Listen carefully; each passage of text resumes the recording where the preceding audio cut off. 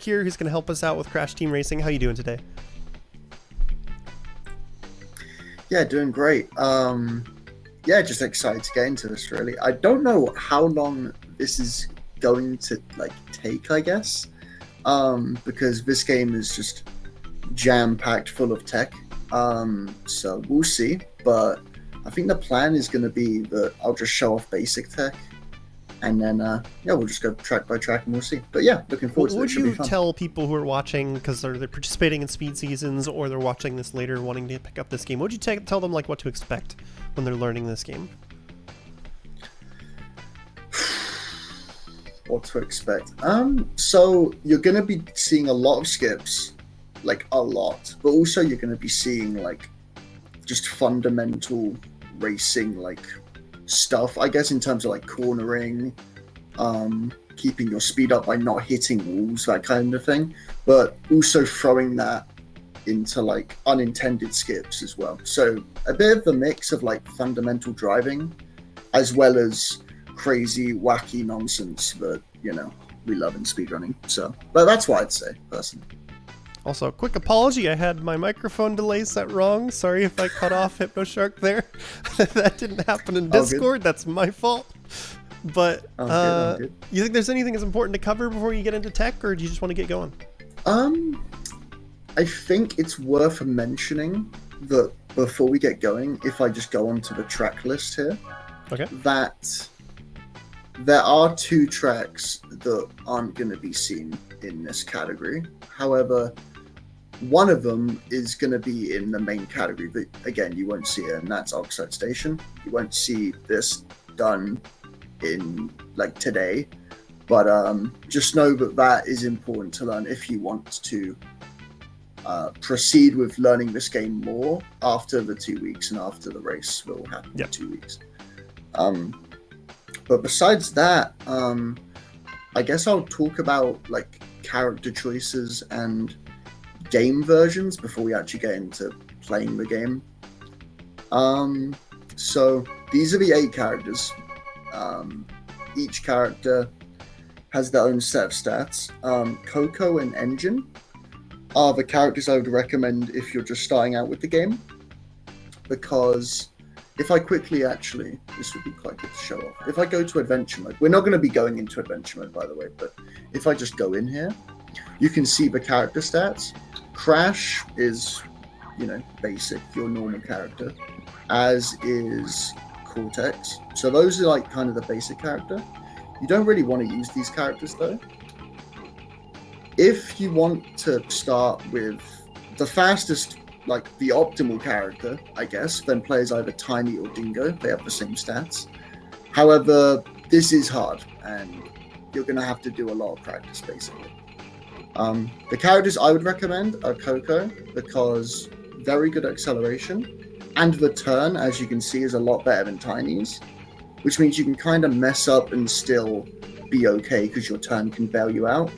And that's why I would recommend Coco and N.Gin. They have the same exact stats.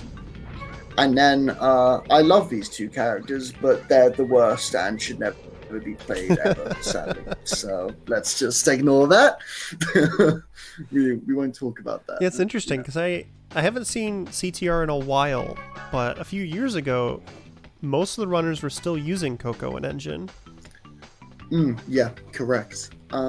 It's kind of a recent development in terms of how long the game's been out. It was found in 2017 that Dingo and Tiny might be faster, and then some strats got developed in some key areas, and now it's there's a gulf of 20-25 seconds now. So oh wow, Dingo's definitely taken off.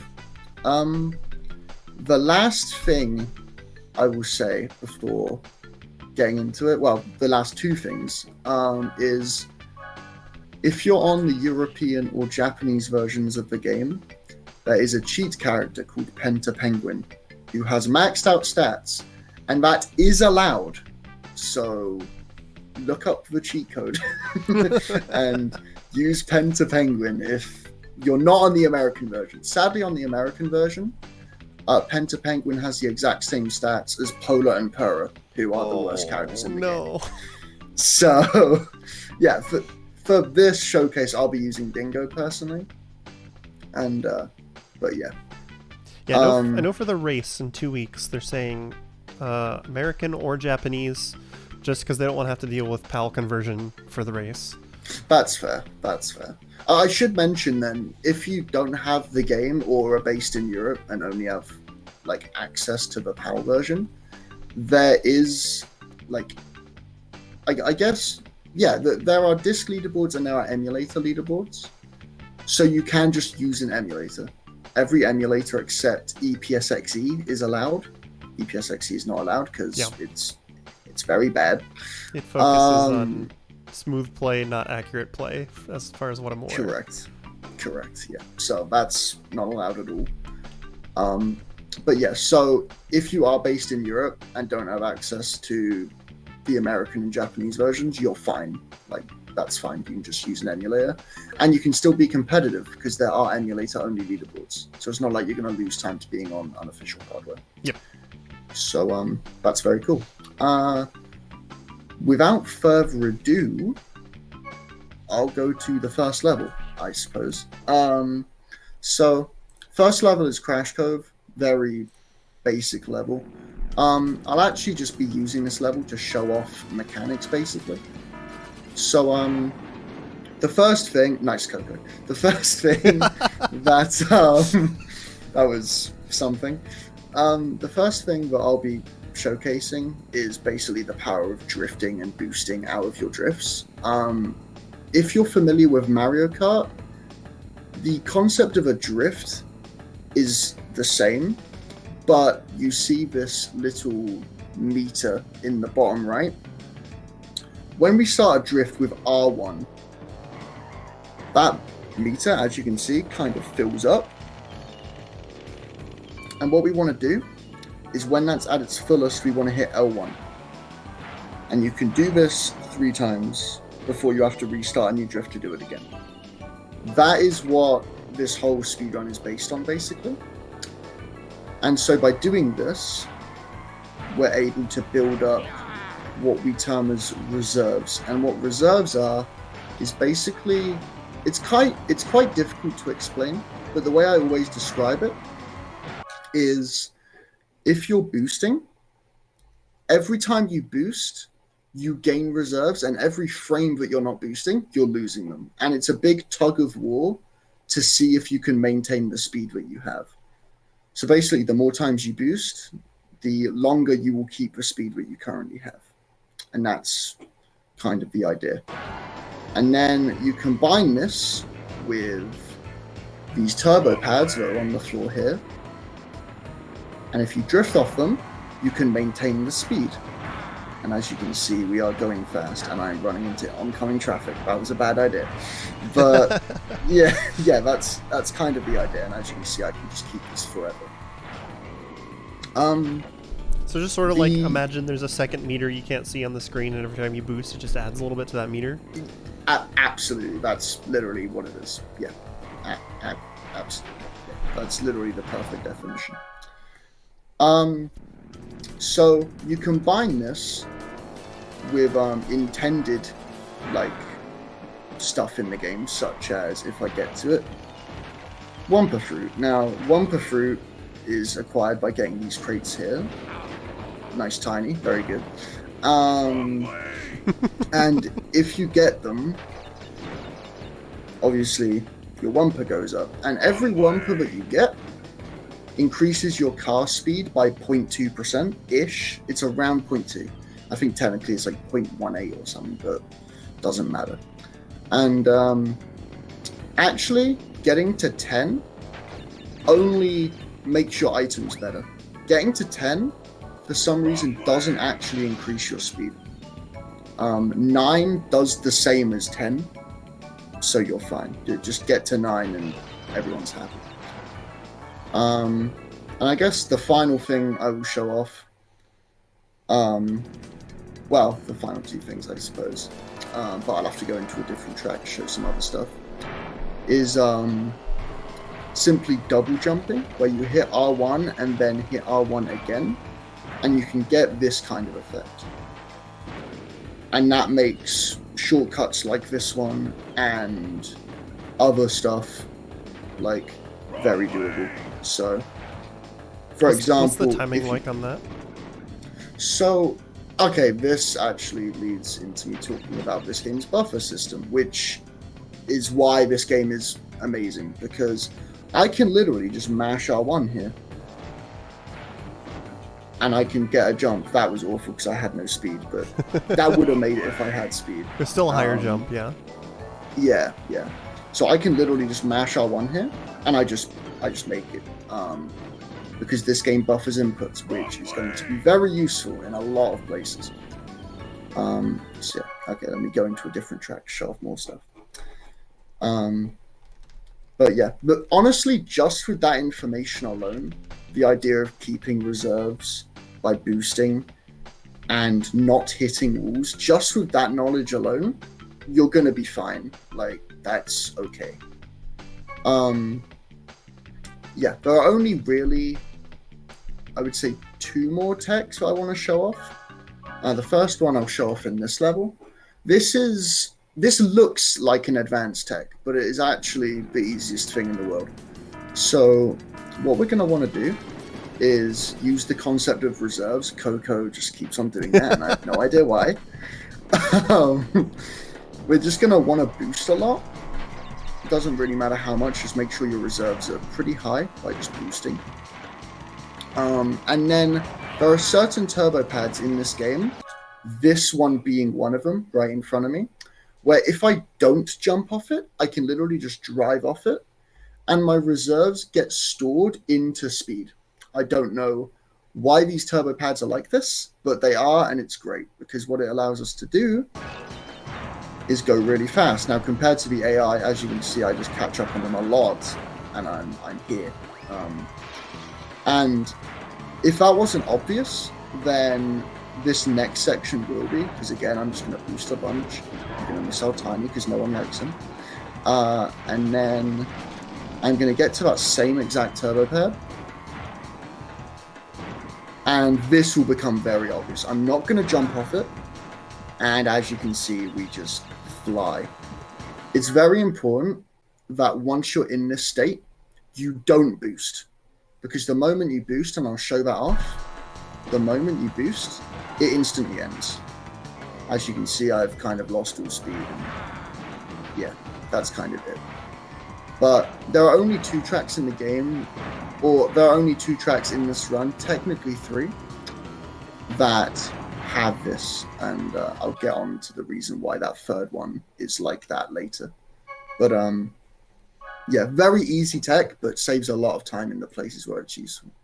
So, very important question, as you just mentioned that nobody likes Tiny, which is obviously leads into that Dingo is the correct choice if you want the faster character, right? So, okay, Dingo and Tiny are both able to be used. They are both optimal. Everything is fine. However, I would recommend Dingo, and this may seem stupid, but Tiny has a wider frame, and it can kind of make it hard to see past him. So I would recommend Dingo personally. But you can use Tiny and it's fine. Actually, the tool-assisted speedrun for this game uses Tiny, which just shows that, it doesn't really matter. But from a human standpoint, I would recommend Dingo. Like I was trying to bait you into saying, yes, Dingo is correct, and you didn't take it. I mean, it is. I mean, I'm not saying you're wrong, I mean, you're not. Dingo is very correct. But, yeah, I mean, if you're a tiny guy, you're a tiny guy. I can't stop you. Fair. So this final tech before I get into tracks, this is called speed ghosting, or SGing. I'll refer to it as SGing from now on. What SGing is if you're on a downhill or an uphill, you can get a lot of speed, and then by using another trick called froggying, we can maintain that speed for longer. So what speed ghosting is getting the downhill momentum, or in some cases even uphill momentum of a ramp. And then froggying is holding L1 and mashing R1, and because, as previously mentioned, this game buffers inputs, what this allows you to do is maintain that speed for longer. Because for some reason, jumping in this game, actually, I'll show it off now. Basically, if I have 0 speed, if I jump, I just keep going really slowly, right? Like, I cannot gain any speed. Because jumping in this game maintains whatever speed you have. Which means, if I'm going really fast, I will keep going really fast as long as I'm jumping. So I'll try and get it here. Yeah, and as you can see, I get the downhill momentum there, and I'm able to keep it for a short while. That is going to be very useful in certain tracks. This one's kind of like a smaller speed ghost, I would say, but it's still useful to show off. And again, that's an example of a downhill speed ghost. I'll show you an example of an uphill one. Again, because jumping on these uphill pixels, basically, is increasing our speed, we're able to just jump and it's really fast. So like this. Yeah, that's interesting, because I know in some other games there's similar tricks that work just because you can only effectively change your speed on the ground. Like, you can only accelerate and decelerate while you're on the ground. So like first frame popping just maintains it. So probably something similar for this one. Right, yeah. It's pretty similar, because like the idea is there that you get the speed whilst just playing. Like you're just, you're just driving around, you're just, doing whatever. And then suddenly you can like do this shortcut, for example, which I'll get into in more detail later. And like suddenly you're just going because, oh look, I went off a downhill, time to jump, and then you just go really fast. So, but yeah. And I think I'll get into tracks now. I will follow the same route that I did yesterday. However, it is worth mentioning, if I just go into the cup menu quickly, it is worth mentioning that you can do any of these cups in order in this category. Like, for the category all cups, you can literally do any cup in whichever order you wish to do it, and that's fine. So I would personally recommend, if you're gonna do multiple runs and like you're planning on maybe doing some resets, I would recommend either Nitro or Crash Cup to start with, just because these tracks are harder. But for the sake of this being a tutorial, I'm gonna start with one cup and we'll go from there. So, okay. So, first track of this run with this route, Crash Cove, and I used this track to explain a lot of the text earlier because it's a very basic track. It's not as basic as some of the tracks, but it is like pretty linear, all things considered. So actually, I didn't even mention this. Start boosting in this game is very easy. It's a rhythm thing. It's very similar to boosting. You just tap X to build up the bar in the bottom right, and then when it's about to go, you hold it down. So like so, and that's it. It's not very challenging. So yeah, that's start boosting. Okay, and yeah, let's get into tracks. So I would recommend here, if you're just starting out with the game, literally just boosting and trying to take corners somewhat tight, but it doesn't really matter. Just try and be as clean as possible, basically. Like, for example, you want to go to the left side of this rock, obviously, because it's way tighter. You don't really want to go out here. This is not it, Chief. In this track, it is fastest to only get one per crate. Again, just to remind you, if you weren't here or whatever. Every one wumper you get, you increase your kart speed by 0.2%. So you only get one wumper crate here, because on every other lap, you're going to want to go tighter and not go off this ramp. And optimally, in this lake shortcut, you would do a double jump, as said earlier. However, you would do a left input in between the two jumps, and by doing that, you get what we call a mid-air drift, where basically you I mean, it says it in the name. You do a mid-air drift, literally. And when you say that, left input, is that like tapping left or holding left? I personally hold left, but you need to be careful because if I just go back, I'll just do this again. If you hold left for too long, you can find yourself going into this wall, and that is obviously not what we want. So I personally hold it, but hold it with the knowledge that this wall exists, and once you're confident you've got it, you can kind of let go and keep concentrating on the track. Makes sense. Miscellaneous thing, but if you forget this, literally don't worry. On 3 tracks in this game, you can reduce lag at the start by holding R2 and looking backwards. It saves basically nothing, and is, I mean, if you remember it, very cool. I'll mention it when it's important. I mean, sure, man. But yeah, so once you jump onto this bridge, very basic, just try and drop down there to try and just get a double jump. I'll do that section again because yes.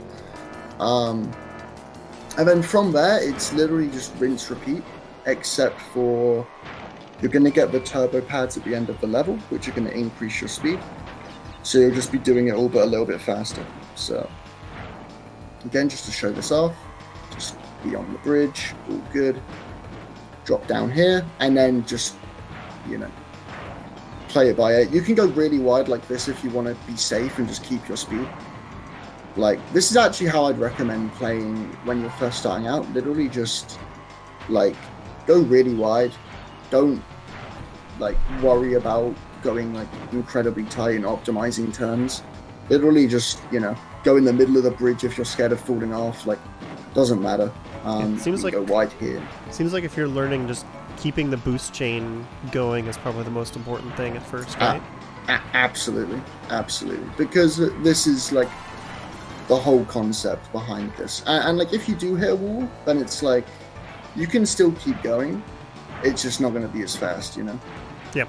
But, I mean, you can still do it and it's fun. Overall, this is a very basic track. I mean, it isn't hard at all. That's literally it. It's just the shortcut and the Wumpa fruit and somewhat okay lines, and that'll do. But that's pretty much it.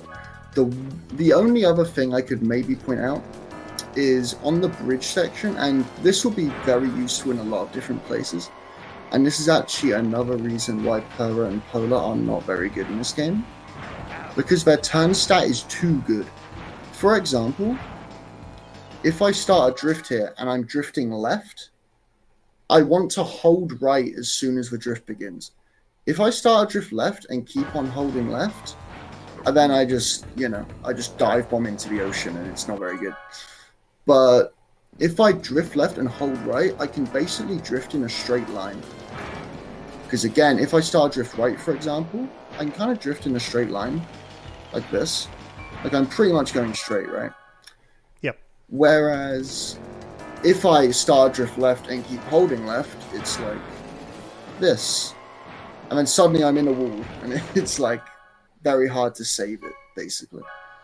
I also noticed on the bridge at one point you got very close to the edge, you kind of did a hop and then fixed your angle. Is there any particular way to do that?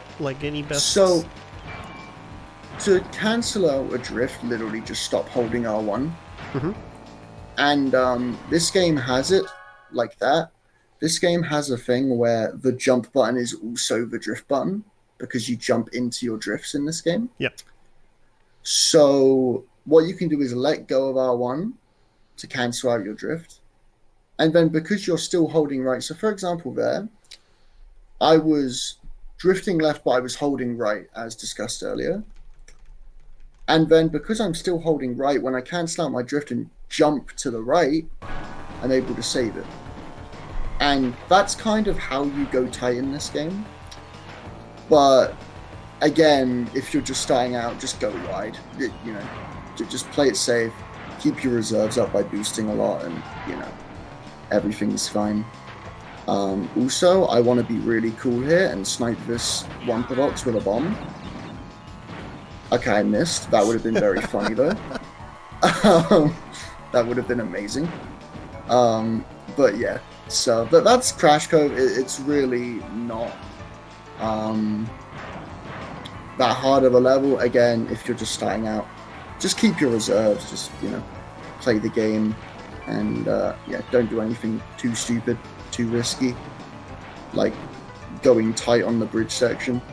Like don't be a hero. Don't go over here. Just go over here, and everything's fine. So yeah, that's pretty much this level, and we'll go on to the next track. Seems like a good one for just like practicing your boost chain. Yes, it's very good for practicing that. There's another track as well. The fourth track that I'll show is also like excellent for that. Which is Coco Park, just because as you can see by this like little video preview, you basically cannot fall off, and it's very wide, so you can just practice and get comfortable with the game. That's actually the track I'd recommend learning a lot of tech on. But okay, next track in this category, Tiger Temple. Tiger Temple is the bane of every unlucky man's existence, because this is one of two levels that has an RNG shortcut, and this is the only RNG shortcut in the game that's intentional. Basically, we want to pull an item that we can throw forward, because there is a wall on this level that by throwing an item at it, you can break it. So we're going to try and get either a potion, a bomb, or a shield. Okay, so that item you can only get in second. That is a mask, and that is the best item in the game. May as well talk about this. Okay, I got a potion there. You are not supposed to get this item in this level. That is not supposed to happen. That's really stupid. That's really funny. Yeah, but so yeah, you want a potion, a bomb, or a shield. I'll try and get an item here. There's this little grass shortcut here where you can just kind of drift across it. I'll talk about that more in depth on lap 2 and 3. But yeah, let's just focus on this shortcut for now. So yeah, I get a potion, I throw it out this wall. You can actually see it on the mini map. There's like a little line. That's kind of your visual cue. And yeah, it's a very easy shortcut. To throw items forward, you just hold forward on the D-pad while hitting circle, and that's kind of it. So this grass shortcut here, again, if you're just starting out, literally just go wide. Or if you're confident, you can try it, but just go wide. It's no biggie. But if you want to do it, basically you get a speed ghost from this downhill, and then you're able to carry that speed ghost over the grass section by spamming hop and maintaining that speed ghost speed. Again, if you weren't here, speed ghosting is where you go from a downhill and maintain its speed by frogging, which is spamming R1 and holding L1. So we're going to do that. And here is the main part where, as you can see, we got a lot of speed. That was actually not very good. Hopefully I'll show off better on lap 3. This downhill here is another example of a speed ghost. Basically, this is a general rule of thumb. Any downhill can be abused for a speed ghost. Like literally anything. Even some uphills can, but downhills especially, doesn't matter how small the downhill is, it can work. So this is another good example. Combine this with the shortcut and you get something like this, and it looks pretty cool. So okay, this is an example of an item that doesn't work. A nitro I cannot throw forward, I just have to place it behind me. Let's see if I can get a better example of it here. Yeah, something like that. So again, what happened there and why I got that mid-air drift was similarly to Crash Cove. I hit left and then was just spamming R1 And because the drift and the jump button are the same in this game, because I was holding a direction, it gave me a drift rather than a jump. And that's why I was able to do that. So, yeah. Again, a pretty basic level. But a little bit of RNG with this shortcut here. And obviously, I'm going to hold forward and hit circles to show you cannot throw nitros forward. And, yeah, that's pretty much it for this track. If you have to go wide, you have to go wide, and that's just kind of it. I like how the camera even bugs out when you get close to the wall, because you can't go through it. Yeah, it's almost like giving it away. Like, yeah, it's pretty funny how the game just doesn't really know what to do in that situation. I also enjoy that you got a mask and 2 throwables while you're, like, just doing a tutorial. I mean, of course, the moment I put a timer running, the game just patches itself to make Nitro's 99% chance. Yeah. Right? So, you know, the game knows. Did you get any masks yesterday at all? I don't remember seeing many. No. So I may as well say the mask percentage rates, they are very low. So you can't get one in first at all. Oh, okay. And in second to fourth, it's 13%. And from 5th to 8th, it's 25%, I think. That could be wrong. I'm waiting for some absolute legend to correct me in the chat. But that's the idea. Another TNT. Lovely. But yeah, that's the idea. So it is actually a strat in many instances to hope that the AI get a good start. So maybe the first item you can get lucky. But on the whole, very rarely happens. Like once every 10, 15 runs, maybe you'll get one if you're lucky. Depending on the tracks that you make it to, but yeah. And again, like if you do get unlucky, like I'm getting here, literally just like play solid and just don't hit a wall. Just go wide, center of the track. Just maintaining your reserves and boosting a lot is what we want from a new player. We don't really want to see like ridiculously tight lines if you're going to hit a wall 50% of the time. It's just not worth it. That was a really good example of a grass shortcut actually. But yeah, you just want to be middle of the road and just play like really just solid and be fundamentally sound. But if you do have a lot of reserves stacked up, then you can take the time to maybe go for some froggies like this. And if you're confident that you're going to keep your speed, then you can definitely do that and save a couple seconds. But yeah, that's Tiger Temple. Again, not too hard of a track, but very simple way to start the run. Yeah, this next level is where things start getting a little bit... Mask is 1% in first. That is true in Nitro Fueled. That is the remake of this game. Oh, okay. That is not true here. Yeah. Mr. Quiet. Okay, so I may as well explain. Basically, going to ask, yeah. So, okay. Kieran SR, good friend and good mod of mine, is going to love this because he found this. So basically, that shortcut, the RNG shortcut, can be used to, can be used for one lap, right? Obviously, because that's how it works. And then by the time you get to the next lap, the door is shut and you have to get another lucky item. If you get a shield item, which you can launch forward, you can launch the shield item at the door, but you can use the shield before getting another item. And if you get a shield into a TNT, you can drop the TNT where the door is, and the door will stay open because it can't shut because the TNT keeps it open. And Kieran SR decided to call it the Mist Tech because he's a Super Smash Bros. Player and he thought saying the Mist Tech was very funny. You get it if you get it. If you don't get it, you don't get it. We move on. So yeah, he's going to be absolutely buzzing that I've name dropped him twice there. And yeah, okay, Fuzzy Bluff. So this track has 9 shortcuts and is like a minute long. So there's a lot to unpack here. Luckily, if you win the Tiger Temple race, which you should, because you can, by the way, I should mention, you can play this on easy mode. So you can just have like the worst AI ever and you're just fine.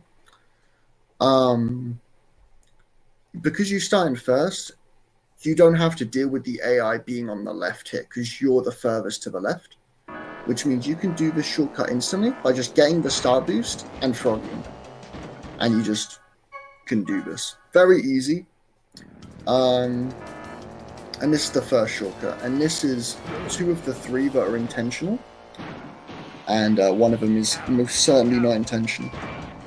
This boulder cycle is consistent, so you can learn it and get it down. That boulder cycle is actually very annoying because if you get a really, really, really good first shortcut here, then the boulder is kind of in your way and it kind of forces you to go wide. But there are instances like this where you can beat the boulder, which is very nice. This is the second shortcut.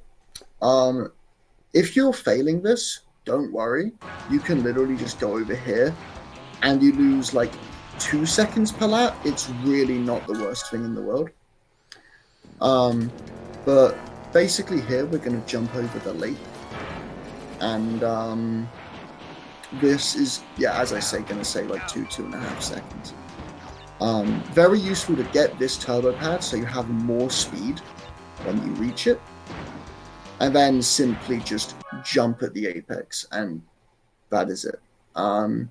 This is going to be instantly combined into the next shortcut, where we're going to combine the concept of froggying, which is holding L1, spamming R1, and the concept of double jumping, which is buffering these inputs to get a really big jump.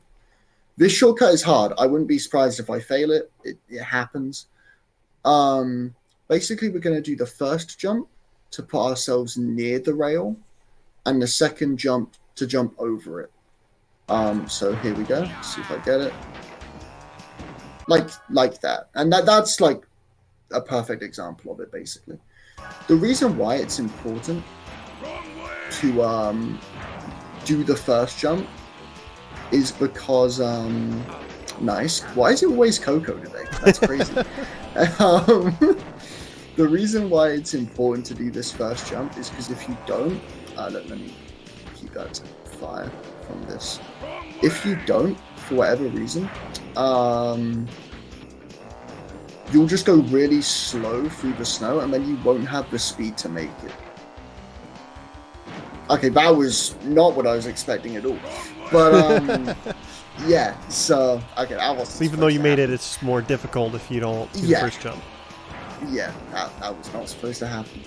It's supposed to fail that. Anyways. You're just too much of a god gamer, I guess. I don't know, man. That was pretty lucky. I don't know about that. But yeah, that's basically the whole track. I'll talk a little bit more about this boulder just because it can be annoying. It's basically just worth learning where you think it's going to be. Depending on your lap times, I would recommend after lap 1 seeing what lap times you're getting and then kind of learning the boulder cycles that gives you, and from there you can kind of build a knowledge like for where you think it's going to be. So for example, I got a 24 lap, so it's going to be in a certain spot here, and then so on. Actually, about this category specifically, in adventure mode, which is where most of the main categories take place, the lap times are actually shown below the main in-game timer. For some reason in arcade mode, that isn't the case, but it's fine because you can just look at your lap one time and you can get a certain amount of like information based off that alone. But yeah, and also last but not least, if you are struggling with these shortcuts, because they are genuinely hard, that's probably the easiest shortcut of the level, and the other 2 are quite hard. If you are struggling, just go wide. Just don't worry about it.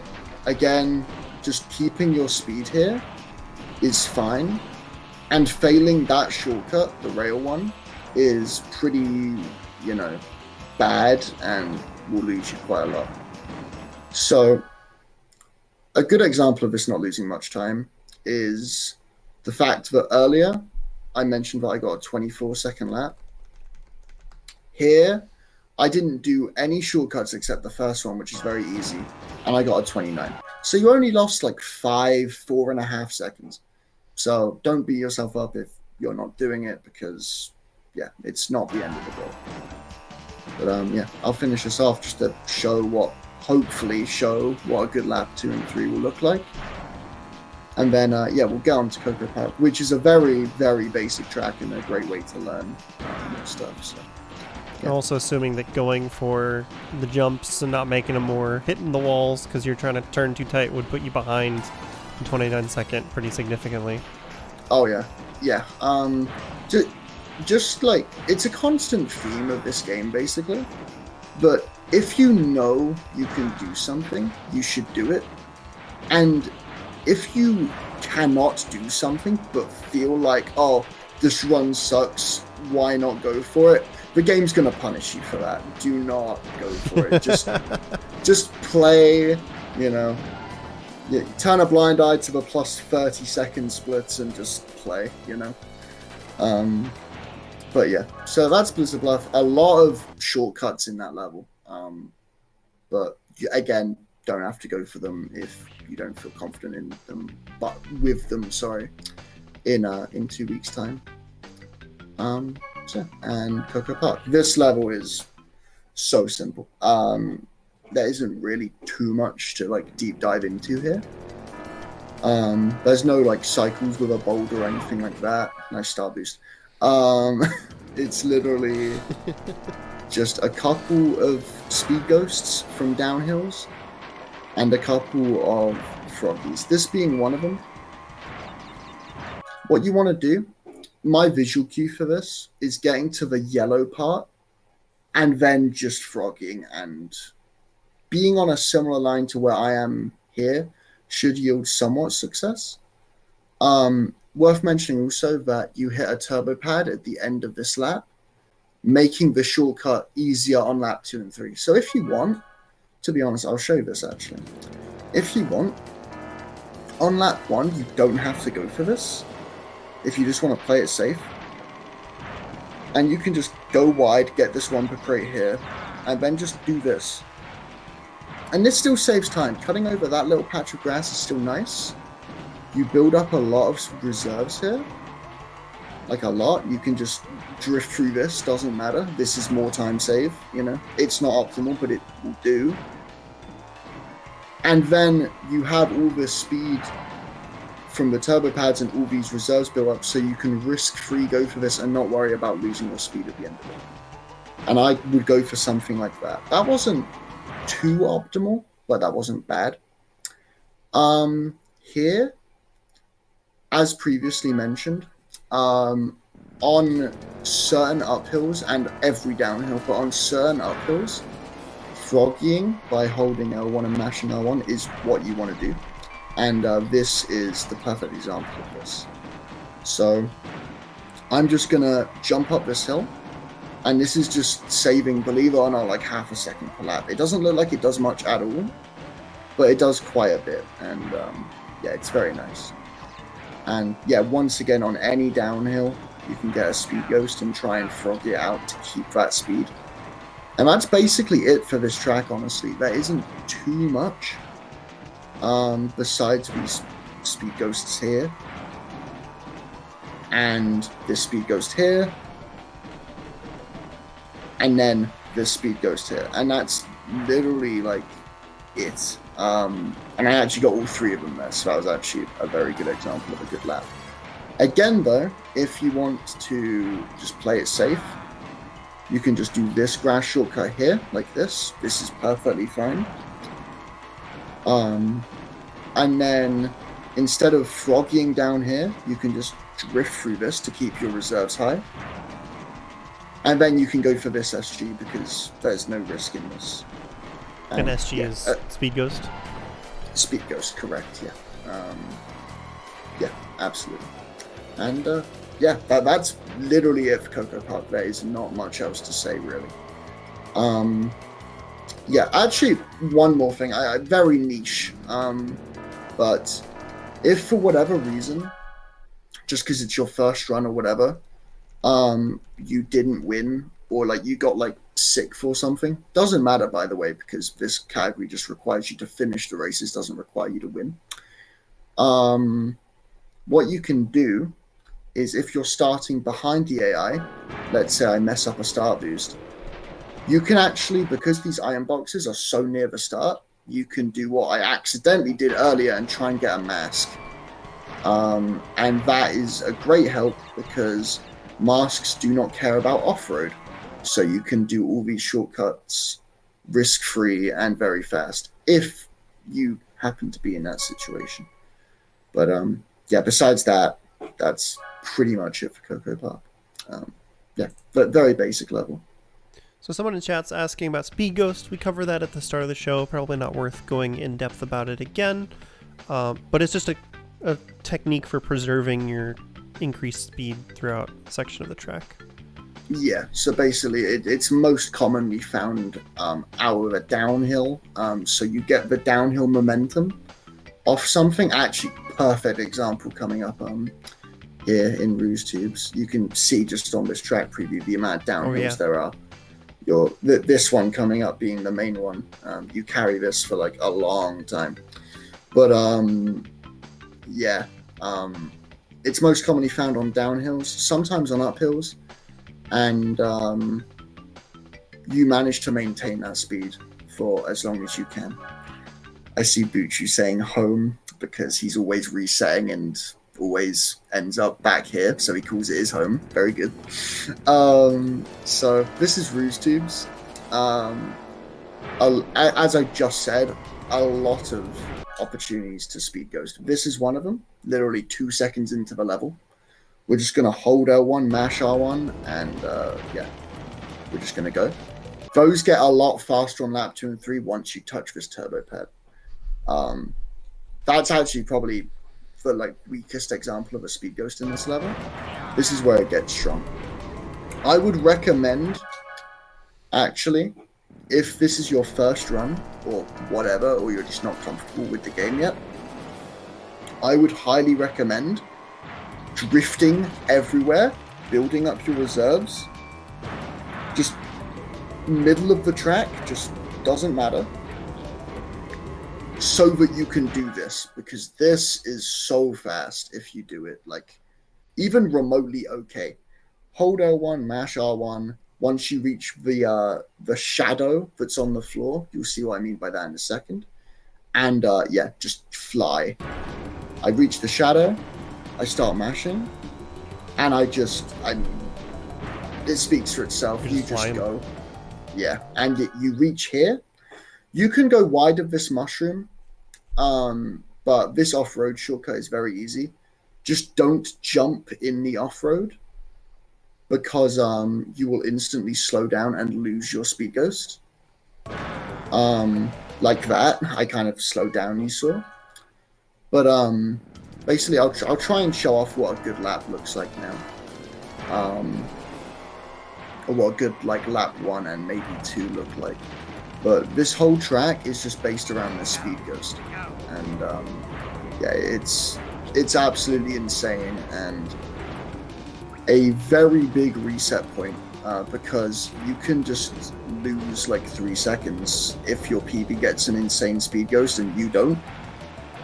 You can just lose time, and it's like, oh, sure, like, looks like I'm losing 3 seconds now, yay. But yeah, again, I would recommend just keeping reserves so that you can use them all here. And by the way, if you don't get a strong one like this isn't that strong, I would just start my drift here, just to play it safe and keep your speed, keep your reserves. I'll go wide of the mushroom lap 3 just to show what that looks like. But there's a lot of small things to this track that add up. For example, actually, I'll point this out. At the end of this straight, when we go into the turn to the right and then the turn to the left, I'm actually going to stop froggying for about half a second in an attempt to utilize a smaller downhill. And this kind of just shows how many downhills can be abused, no matter how small they are. So I'm going to get this Speed Ghost here. Now, this downhill that I'm about to go on, you wouldn't even think that I can do anything with this because of how small it is. It's literally just a dip in the road, basically. But I'm able to like jump out of it and then keep going all the way up the hill. That wasn't actually that good of a Speed Ghost, probably because I paused and messed myself up a little bit. But I'll try and show that off like in a better way here, because that just kind of shows the power of speed ghosting. But a downhill that small can mean so much. And yeah, so again, I'll show it off, and I'll also show going wide of the mushroom as well. So here we go. I'll stop froggying here, and then I mean, yeah, that was pretty much all from that very small downhill, and I was able to froggy all the way up that hill, and then go inside the mushroom. I actually went inside the mushroom out of muscle memory, but yeah, okay, I'll remember to go outside this time. But yeah, so again, hold L1, mash R1, or vice versa. You can do either or. And yeah, I'll show going wide here. You can just go wide. You have all the room in the world, and yeah, you can just don't jump in the dirt.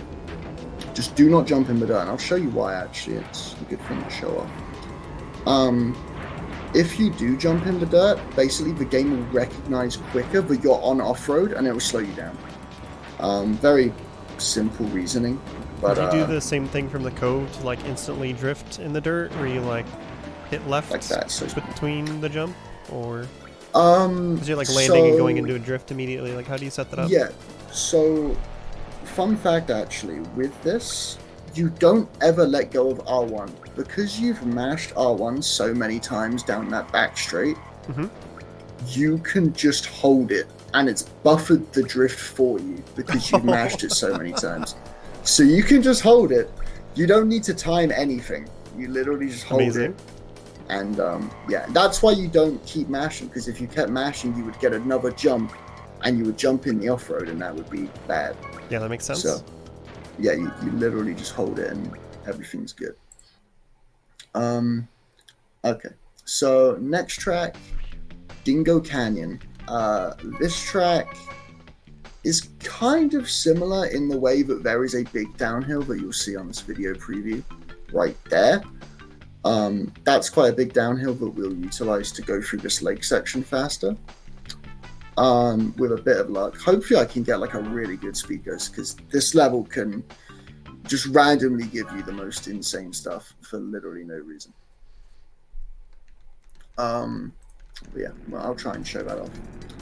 But very simple lap one. This level probably has the most basic lap one compared to lap 2 and 3. Because on lap 2 and 3, we're going to be cutting across this sand here. Only saves half a second, so don't really worry if it's like your first run. It's probably the most unnecessary shortcut to learn. But I'll be showing it off anyway, just because. But very basic. Just go around and then down this hill. This is the perfect time to mention, do not jump downhills ever, because what will happen is your kart will go really, really high, but with no speed at all, and it just looks ugly. You'll see it here. It looks very awful and gross. Here you go. It looks a bit like this, and it's the worst. And as you can see, I'm going very slow now because, yeah, it's awful. It's a whole lot of nothing. You didn't even get the speed from the downhill when you do that. No, so you can't speed ghost it. Yeah, it's awful. Yeah, it is not very good. So instead, what we do is drift down this hill, and then when we reach the bottom of it, that's when we try and get a speed ghost from a froggy, which again, mashing R1, holding L1. And it looks something like this. That wasn't very good at all, but lap 2 and 3 should be better because we hit this turbo pad. These armadillo cycles here are pretty whatever. It's worth learning though, just because if I get to that section again, you'll see that I'm kind of coming at them from around a corner. So I'm kind of like not really sure where they are, and I have very little time to react because, again, coming from around the corner. That's a much better speed ghost. There you go. But yeah, I'm coming from around the corner, so I kind of need to like react if I haven't learnt it. And by the way, this fork in the road that I just went through, going right side is faster and also more applicable to lap 1 because there is a Wumper crate round there that you may have seen. I'll show it off again. But yeah, you can get 9 Wumper or 10 or however many if you get lucky. And this final jump, you can just jump like this, and it's perfectly fine to just do one jump. But optimally, you would actually do a triple jump there, where you jump at a certain time, and then get 2 more jumps after it, and you go way further. It basically is a very niche thing that saves like half a second, I would say.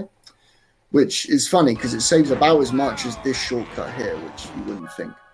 But basically, we're going to try and get a speed ghost off of this tiny downhill. It's almost like a hump in the road, pretty much. And from there, we're going to be able to either drift or froggy through the sand. Doesn't really matter which you want to do. And yeah, even if you don't get a speed ghost, it still saves half a second. So really? If you can do it, then it's a free half second. But if you get an SG, then it's a second. So, like, I didn't get an SG there, so that saved half a second. It'll look a lot faster if I get one. But, yeah. Also worth mentioning that this fork in the road here, again, right side is faster, but you can go left side, and it doesn't lose too much time. It loses, like, point, I don't know, it's something silly, like point, like 4 or something. It's not too much. Again, no SG. I'll try and restart and get a SG there because that section can be done a lot quicker than that. But yeah, that's pretty much it for Dingo Canyon. It's a track that is as complex as you want it to be, basically. If you want to go for all the fancy stuff, you can, but you can also just do this and get to the bottom and then just drift and just avoid the water as much as possible, and that's fine too. So I noticed that sometimes at the bottom of that big hill, you're getting these big jumps out of the water. Is that important, or does it just happen sometimes? So I'll get back there and I'll stop and I'll kind of point out what's happening. Yeah, again, you can just do that, and that's fine too. It's very risk-free. But so basically, this little bit in the road here, you can kind of see that can you see that under the water there? Yeah. It's kind of like a ramp almost. And that is also on the front. And as you can see, like Dingo's car is kind of like lopsided. And that's because that's actually a kind of a ramp. So if you're going quite fast and you just happen to buffer the R1 input at the right time, you can get like a really high jump like that. That's perfect example. You can just go really high. And optimally, the chances of this happening are quite rare, but when it does happen, it's very cool. Is you get a jump off of this, and you have so much speed that you land about here, and you jump off of the side of this. As you can see, it's very glitchy and weird. Yeah. And you get like a monstrous SG, and you just go flying, and it's amazing. I've only had it like 6 or 7 times, but when it does happen, it's very cool. So just depending on when you start SGing, it might happen, and if you line it up right, you can save some time, but it's not like important to go for kind of thing. No, because as previously mentioned, you can just boost like what I'm doing now, and it's like perfectly reasonable. Yeah. Like, you know. Because another thing that I should mention also is when you are speed ghosting and when you are froggying, you're not boosting. So your reserves are going down. So a mistake a lot of people will make is, for example, you go off this downhill and you're like, wow, I got a speed ghost, I'm gonna froggy, I'm so smart. And then it's like, wait a minute, I'm out of reserves. Wait a minute, and now I'm going really slow. So you have to kind of know the balance between when to froggy and when to just boost because your reserves are low. And that's a fine line, but you can only really learn from just playing the game and just messing around in it, really. Like, it doesn't even have to be like practice on a specific thing. Literally just messing around in the game will teach you small things like that. But yeah, that's kind of the idea. The last thing I haven't really gone over is this triple jump coming up. This triple jump here, you basically jump like just after this little indent to the right of Dingo in the road. And again, hold L1, mash R1. I might mess this up because I paused, but we'll see. Yeah, I messed up. That would have worked, by the way, but I jumped over the turbo pad, which isn't exactly ideal. Yeah, and what this does is it simply propels you further than a normal jump would. And this is a concept that has been seen in other areas too. But I haven't like really put it into one specific like trick, I guess. And this is a very specific thing. It's just this ramp. You jump, hit the edge of the turbo pad, and do it. That was actually bad. I barely went over the edge, so I didn't really get it. I'll try it again here. That was still fine though, as long as I don't die or something, then it's fine. That's an example of a good SG. You saw how I kind of got propelled a little bit. You can actually keep it all the way until here, believe it or not. That's how crazy it can get. But yeah. So again, I'll try it. Jump about here. That's better. So that's like the perfect triple jump, basically. And yeah, get a speed ghost off that downhill to do this sand shortcut. And then we'll try this one more time. Oh my goodness. Okay, that was good again. If I didn't get so much height from that last propulsion, I guess, then that would have been like insane. But still good. And yeah, that's basically Dingo Canyon. That was actually a very good Dingo Canyon right there. 29, 27, 27 is really good. 26 is technically optimal, but yep, getting that. How? Like, actually how? So yeah. Okay. This next track is probably one of my favorite tracks in the game, honestly, but it's really, really hard. It's one of those levels that, like, if you have played this game as a kid or whatever, you may not think of it as like quote unquote difficult, but it's just very precise and very technical and will punish you for a lot of small things. So basically we start off with instantly a downhill, which you know what that means by now. We're gonna froggy out of it and try and get a speed ghost. From there, this lake shortcut, if you go too far to the left, then you just die. The game counts you as out of bounds. I'll actually show that off. The game just counts you as out of bounds. So for example, if I go like here, the game just picks me up and is like, why did you do that? But if you go a little bit further right than that, you can just completely cut off that turn. And that's very nice. So here, I'll show it off. You can literally just drift through it and it saves time. Optimally, what you do for this is you do a double jump into it and kind of propel yourself out of the water using ground that you actually can't see. So I'll try and get an example. Like that. And that is faster because less time in the water, the better. Because obviously the water is slowing you down. So that is obviously not what we want. Now, there is a tech coming up that I haven't talked about yet. And that's because it has not been useful yet until now. And that is U-turning. If you've played Nitro Fuel, the remake of this game, you may or may not be very familiar with this tech. If not, basically what you're going to be doing is hitting R1 to do a jump, and then down, either left or right, depending on which way you want to go, and square, which is the brake button. The reason why you want to do this is because, yes, Dingo has bad turning, but by U-turning, you sacrifice your speed in exchange for one really tight turn. And that is useful here, because if I try and drift into this minecart, I hit the wall. Dingo's turn just can't do it. However, if I U-turn, and then Froggy, which, as we talked about, kind of maintains my speed, I am able to get something like this. Hopefully I can do it. It would be a lot better on lap 2 and 3 because I'll have more speed, but basically I U-turn and then I'm able to Froggy. And as you can see, the minecart, the minecart track, sorry, even though it is off-road, it didn't really slow me down because I froggied. I was able to maintain the speed that I had before I U-turned.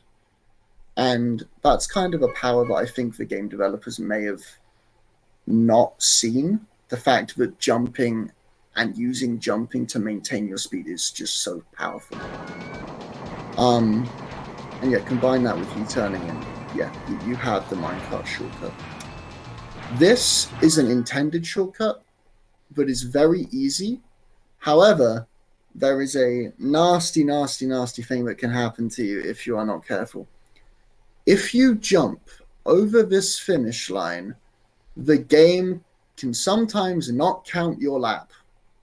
It is the worst, and I hate it. I'll try and get it to show off, even though I haven't on purposely done this maybe ever. So this should be fun. Yeah, there you go. I actually got it. So I'm in 8th now.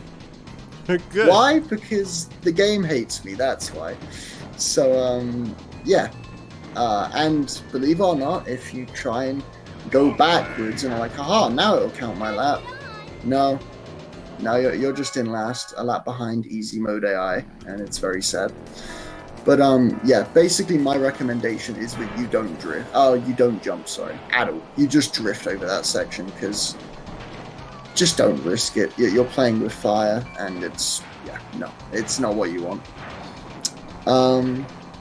So, yeah, again, I'll actually get to lap 2 this time, and hopefully I'll keep this turbo pad and its speed that I get from it,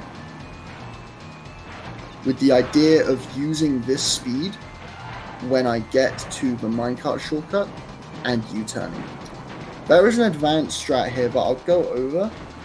It's called quad jump, and you can imagine why it's called that, because you jump 4 times.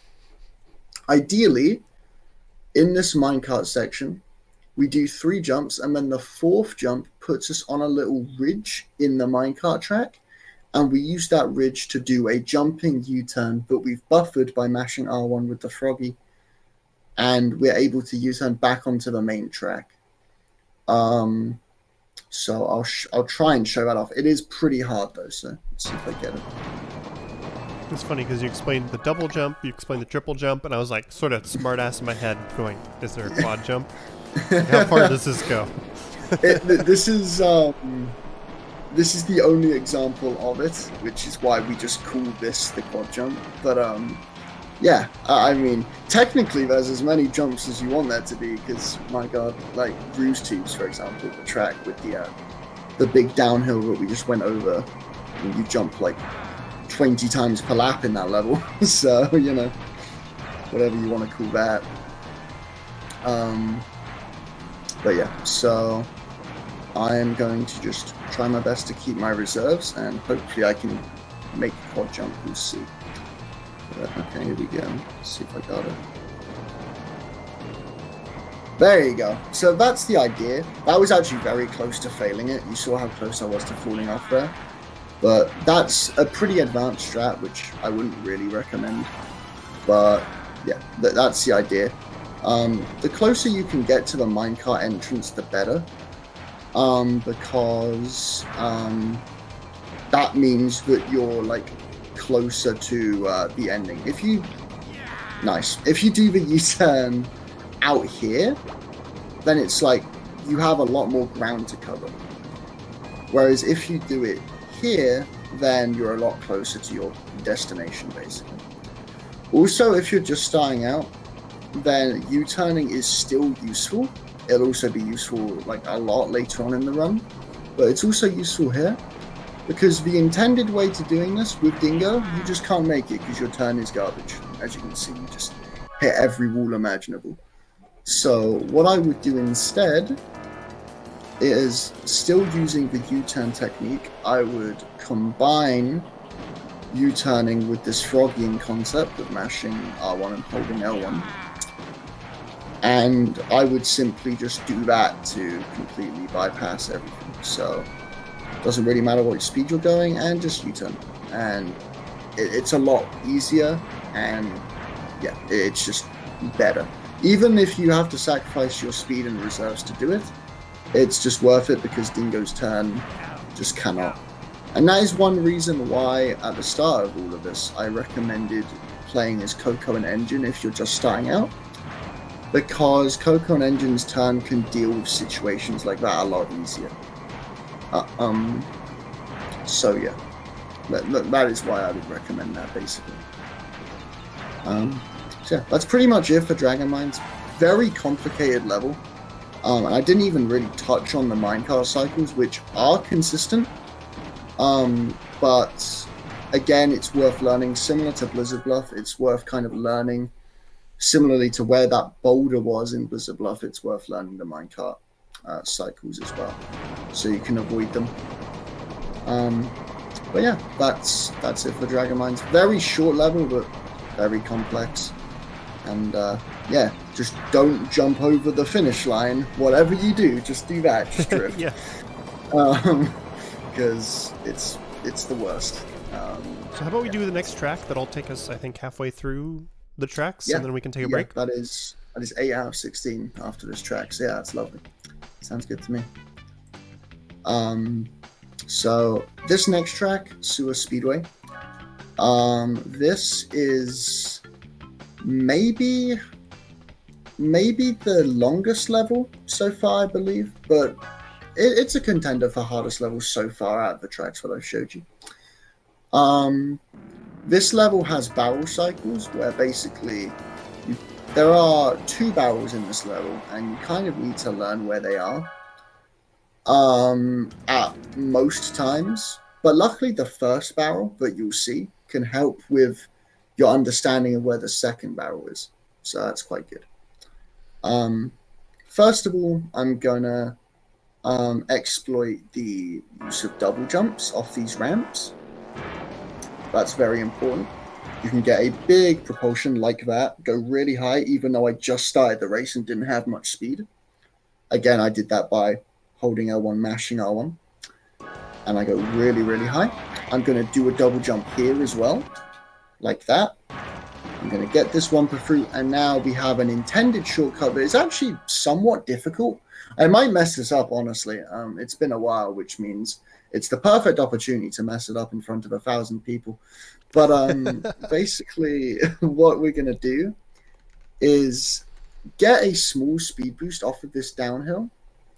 And then you see that little gap just above the pause menu. We're going to be jumping through that.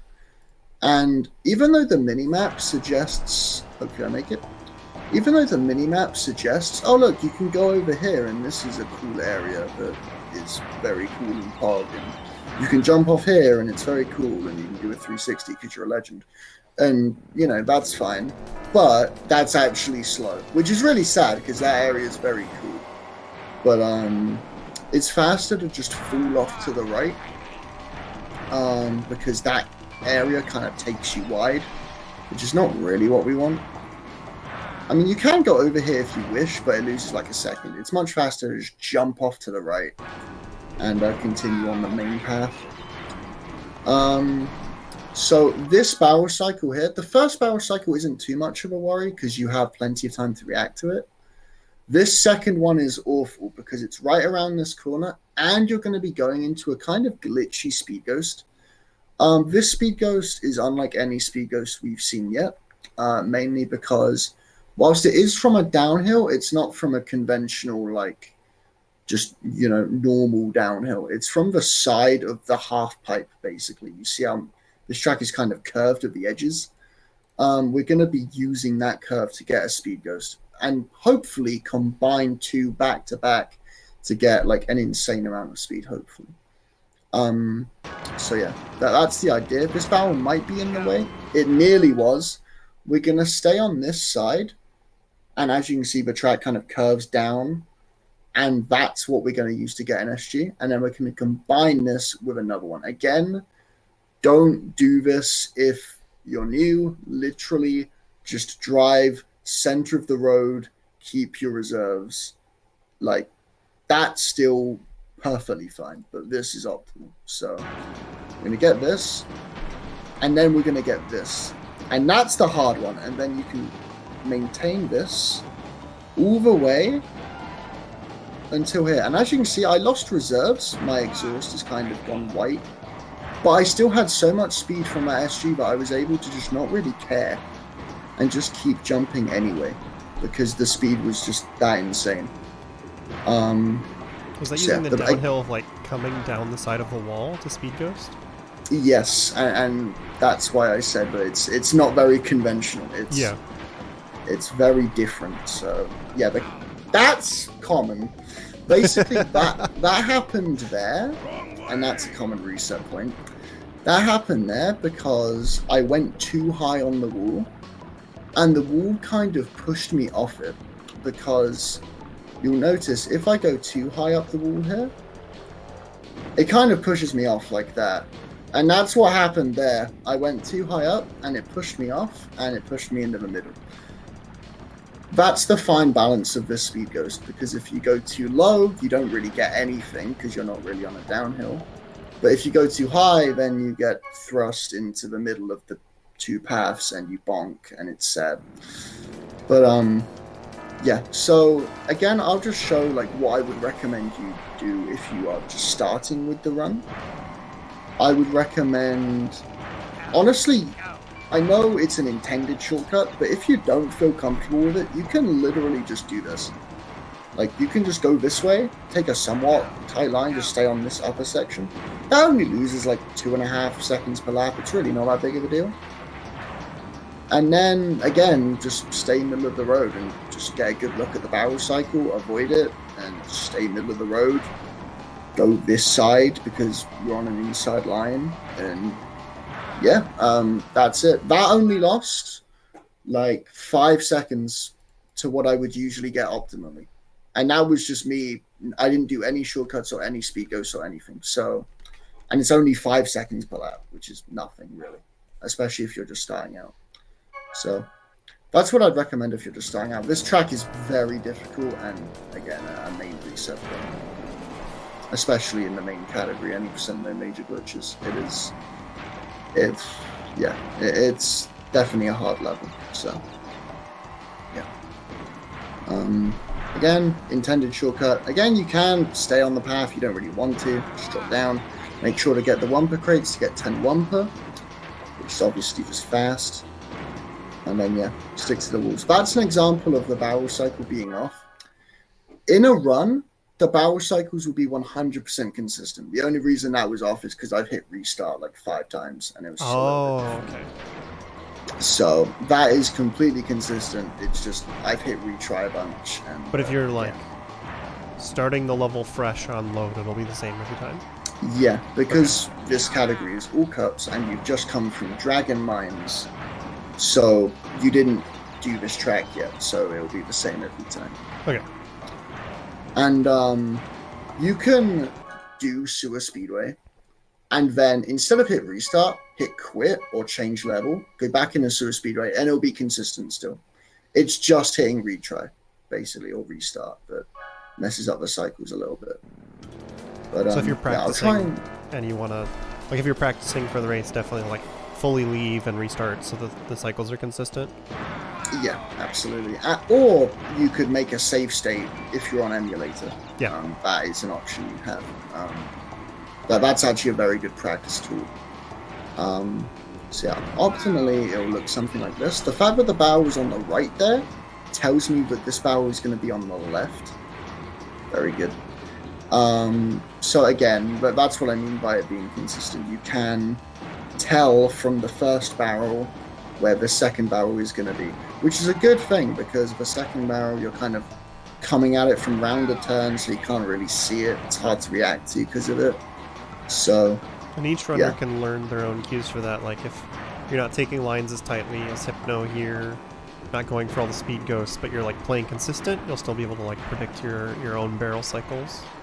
Yeah, so for example, I got a 34 lap one. But if you're getting 40 lap ones, then you can kind of learn what the barrels do for 40-second laps if you're doing it every time.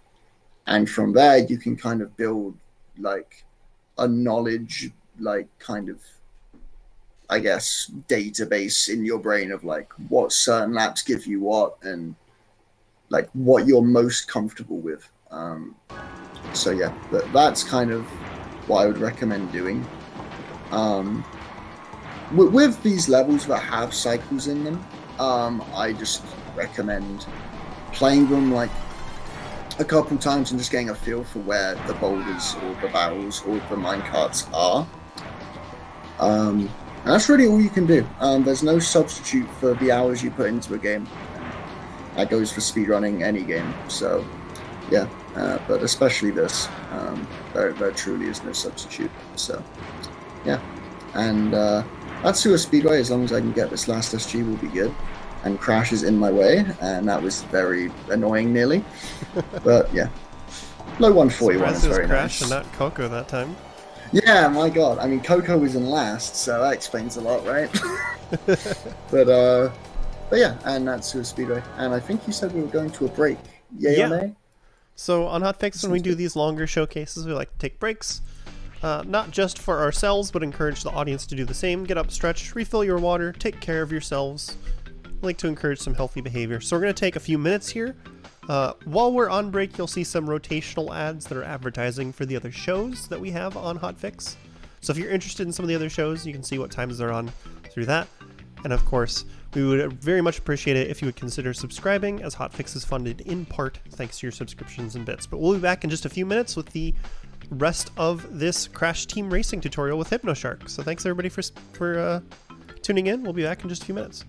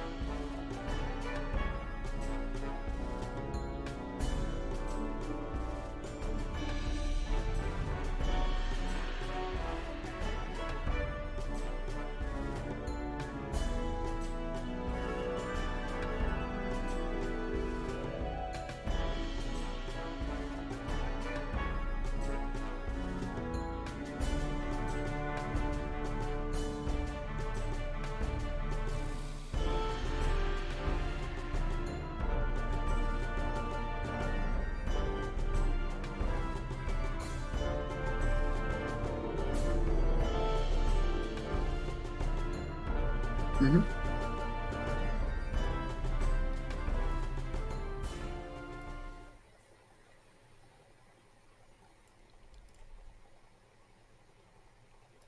Hello everyone and welcome back from that break. We hope everyone got an opportunity to get up stretched, refill water if you needed it. We're going to be going back into the tutorial here in a moment, but as a quick reminder, if you're liking what you see tonight, Hotfix is an ongoing series here on Games Done Quick, where we showcase speedruns, speedrun adjacent content, and just try to, show off cool stuff pretty much every night of the week. So if you're interested in seeing what Hotfix has to offer, you can go to gamesdonequick.com/hotfix. There's a schedule there, shows everything for the month of May, and there's a form in the bottom left that you can fill out if you have a game you'd like to see on Hotfix. You can let us know about it, and we'll potentially see about getting it on one of our shows. But we're going to continue onwards with this Crash Team Racing tutorial. For people who are not familiar, this is part of Speed Seasons, which is a series of ongoing get-yourself speedrunning races, and in just under 2 weeks there's going to be a race of Crash Team Racing All Cups here on our channel. So if you'd like to participate in that, you can go to speedseasons.com, and there's a Discord there you can join and see the information for the upcoming race. Join in if you want, and we hope to see some people joining in for that. It'll be a lot of fun. But Hypnoshark, welcome back. Hope you had a good break. Why don't we get right back into it? Thank you. So, if you weren't here before that break, we just got done with the first 8 tracks of the route that goes in the order of easy to hard. So we just got done with Super Speedway. We're going to go into Mystery Caves now. This is a track, if you were here for it, is very similar to Ruse Tubes. Basically just like kind of a longer version in the sense that a lot of the techniques that you saw in that track are going to be used here. But yeah, this track so far out of the tracks that I've showed is the longest track. This is just shy of 2 minutes. And the cup that I'm going to show off now, this is called the Nitro Cup in the speedrun. These tracks are some of the longest in the game, specifically one of them, which also holds host to the hardest skip in the run. But ooh. Yeah. So Mystery Caves. Straight away, we have turtle cycles. Again, similarly to every other cycle in this game, these cycles are 100% consistent as long as you've entered the level for the first time. So, for example, here, if I hit restart, they won't be consistent, but it doesn't really matter. But they are consistent in the speedrun, which is very cool. So yeah. Oh, I should mention, because I mentioned it in Crash Cove, turning the camera backwards is faster here by like 3 frames. Sure. Get those free frames. Yeah, let's Don't leave them on the floor. Yeah. Like I literally just did, ironically. But yeah, so this first skip basically is a timing thing mixed with the double jump, where we're going to be hitting L1 and then mashing R1. And we're going to be using, if I just break here just to show you, there's a little lip in the ground just in front of me, as you can see. A little bit of an uphill here. We're going to be using that to propel ourselves over a lot of this off-road dirt, and then froggying out the rest of it until we get back on the track. This saves roughly 2 seconds. But again, it is not at all worth it if you don't have the reserve. So for example, if I just don't drift and I just have no speed, and I try doing it, it's like very slow. I guess it's still technically worth it, but like, it's not really what you'd want to see. You'd be much better off just keeping your reserves and going wide. But yeah, optimally, it would look something like this. This is actually the consistent turtle cycle. You get a propulsion, and then you froggy it out. And that's kind of the idea there, to skip over that section. So that saves like 2.5 seconds per lap, which adds up. But again, if you don't go for it, no worries.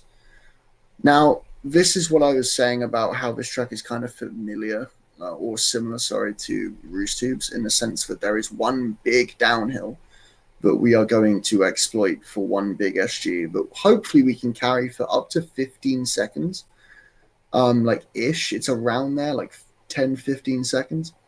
So yeah, we go off this downhill here.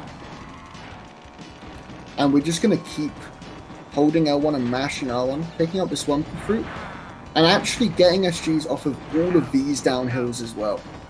And optimally, you can keep this all the way until here, where you are forced to drift, because one of your reserves, because you haven't drifted for a long time because you've just been jumping.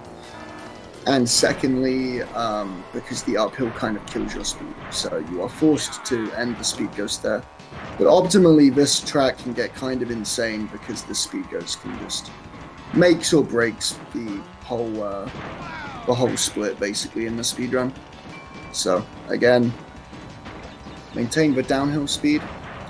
I should show actually, for the record, again, like I showed in Dingo Canyon, but in case you weren't there for it, jumping down downhills is very bad. Do not get confused between jumping slightly after a downhill when you're still preserving that momentum and jumping on a downhill, because jumping on a downhill will result in this ugly looking thing where you kind of go really slowly and you get no speed at all, and it's really sad. Whereas if you jump as you're exiting a downhill, you maintain that speed on flat ground, and that is what enables you to maintain the downhill momentum. So a big difference between jumping as you're exiting a downhill, which is what you want, and jumping on a downhill, which is absolutely awful and the worst thing ever. So yeah, something like this is what we want, because you start jumping just after the downhill, and then optimally you double jump off of every single one of these ramps, trying to maintain that speed ghoster. And then you end it here. And this ending is actually very simple. Just solid driving will do here. Just drifting off the turtles is fine. You don't have to do that section optimally at all. There isn't much time to be lost or gained on that section.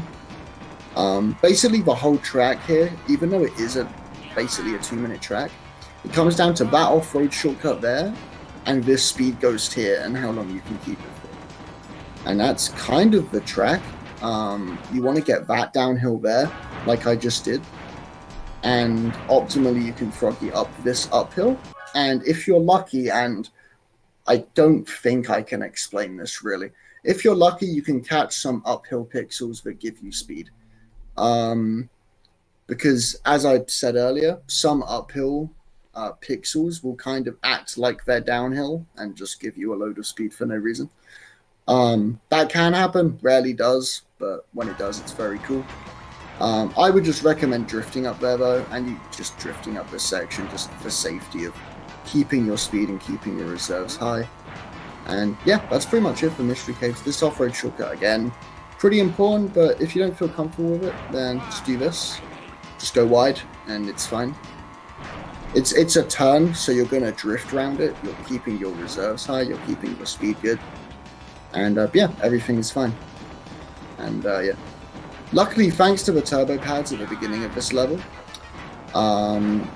literally 1 second into the level, you should have turbo pad speed for the entirety of it, as long as you don't hit any walls. And everything's just fine. This is going to be like a 156 with going wide of the off-road shortcut on lap 3. So optimally, you can get like 152s there. Realistically though, with a little bit of practice, you can get 39 laps consistently, and that is more than okay. Anything around 2 minutes is fine for that level. So yeah, that's basically it for Mystery Caves. Not too hard of a level. This is the first level with... This is definitely the hardest level so far, and one of the hardest tracks in the game, even though it doesn't really seem like it should be. Because in the adventure mode categories, this track is quite early. This is the 7th track in that run, I think. But here, depending on how you reset, obviously, depending on what cup you put first, this can be 2nd, or this can be like the 14th track, depending on how you want it to be. So, basically, I'm going to start off by showing you what you should do as a beginner. And then I'm going to introduce more and more shortcuts, because there are like 6 shortcuts in this 1 minute level. So this is what you should do when you start. This track is one of the main reasons why I recommend people who are starting off with the game start with Coco and N.Gin. These corners right here are something that you need to practice for a while to not hit the walls in, with Dingo and Tiny especially. They're hard with any character, but with Dingo and Tiny especially, because your cornering just isn't that good. And as you can see on the minimap, these turns are very narrow, and they are 90 degrees. And the routing of this section is 3 boosts, 2 boosts, and a jumping U-turn to catch that turbo pad. That's the idea. It's hard as hell. It's really hard. And everyone messes it up often. Like, it's just difficult. But that was quite smooth. And because I paused, I couldn't drift out of it. But you're supposed to drift off that turbo pad to keep that speed, basically. Yeah, I remember this track was in the demo disc for this game. And not only was this a hard track in the demo, but I remember finding, like, oh, you can skip some stuff here. Like, just because it was one of the first tracks people had access to. Yeah, it was on the Spyro 2 disc as well, if you put in the cheat code in Spyro 2. Was it? Really? Yeah, you could access this. And it was a little bit different, but a lot of the track is the same, yeah. Again, this is why I recommend when you're starting out, you just stay on the track and it's fine. There is pretty much one shortcut that you can very easily do even when you're starting out. If you have the speed to do it, hit R1, hit right, and it's not too hard. What makes that shortcut a lot easier though is U-turning. U-turning makes that shortcut practically free. You can have next to no speed and still make it just because you U-turned. Makes it a lot easier. I'll show the power of U-turning now. So yeah, this is Cortex, could you please die? Thank you. Don't know what he was doing there, but okay. Yeah, the power of U-turning really comes in handy both there, obviously. I'll talk about that grass shortcut later, but for now I'll just leave it at that. Yeah, we'll come back to that. But yeah, I'm just going to U-turn here after jumping, and you're going to see how easily I make it. I mean, it's so simple when you know how to U-turn. That shortcut becomes very easy. So is that like a really good place to practice U-turning then? Yes. I would recommend there and a track that we haven't reached yet, but we'll talk about it when we get there, because that's another great one actually. But yeah, but that is perfect because it's an easy like 4 or 5 second time save. It doesn't look like it saves that much. It only cuts off one corner, but it saves a lot, especially with a U-turn. And yeah, so that's that shortcut. So we'll talk about everything else because that's like one of 18 shortcuts in this level. So this is an intended shortcut. As long as you have somewhat okay speed, you can just jump here and then jump here. Very easy, as long as you have the speed to do it. Also, a backup for this, which I do not recommend, but a good, like the optimal way to make this shortcut is instead of going all the way off there and then U-turning, what you can do is you can jump onto the wall, and this wall is going to be seen a lot, but you can do something like this, and that puts you right next to the finish line. And that's the optimal way of doing that. I don't recommend that at all if you're just starting out. But yeah, and now I'll show you the grass shortcut and the ultra. So the grass shortcut is very hard with Dingo and Tiny because you don't really have the turn to make it. But again, you can just drift over the grass shortcut and it's still faster. So I would recommend just doing this. I'll show you what I mean. I would recommend doing something like this, where you hop into the grass but then just drift along it. And that's still fast. It's not optimal, but it's still good. And then the ultra, if you're just starting out, I'd recommend going this way, catching this turbo pad to make sure that your speed is good, jumping up here, and then going over here and jumping onto this wall and dropping down there. Optimally, you would U-turn at the line. I'll show you what this looks like optimally. And I'll also show you optimal grass. I do not recommend doing this at all if you're just starting out. Just stick to the first shortcut where you skip the last turn, and skip to the one where you just jump off like the middle platform. This is what it looks like optimally, or like semi-optimally. I'll try and get it, even though this is very hard. Again, a main reset point. And voila. If you U-turn and you go across the finish line without hitting the track in front of it, I'll actually try and show that off. It's a similar thing to Dragon Mines, where you don't get your lap to count. I'll try and show it off. Yeah, so there, I go back down to 6 because I didn't land in front of the finish line. But unlike Dragon Mines, where I'm just stuffed, I just can't make it, because the checkpoints are still activated from the lap before, I can actually just drop down here. And the game recognizes that, oh, you're still on this lap, and you did get to this part last time, so it's fine. But you know what? It's fine. And you only lose first. And you only lose like 10 seconds to making that mistake. So unlike Dragon Mines, it's not the end of the world because you can literally just fall down. If I try falling down now, the game's like, hey, you're on lap 3 now, not lap 2. What are you doing? So yeah, very interesting to see the checkpoint system. And by the way, that checkpoint system is going to be abused later. You'll see what I mean. It's going to be destroyed. I didn't really talk about the grass shortcut optimally, so I'll go over that. And then we'll go over the fun tool-assisted stuff. So the grass shortcut, nice item. The grass shortcut is basically, we're going to want to go at a very certain angle and then double jump and get a propulsion, aka sent forward with some height off of it. So as you can see, this grass has a lot of bumps in it.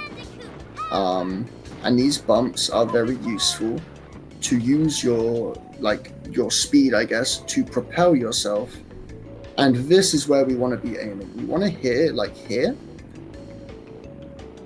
because this is a very steep angle, especially here. This is very steep, and it's going to act as like a ramp to send us up.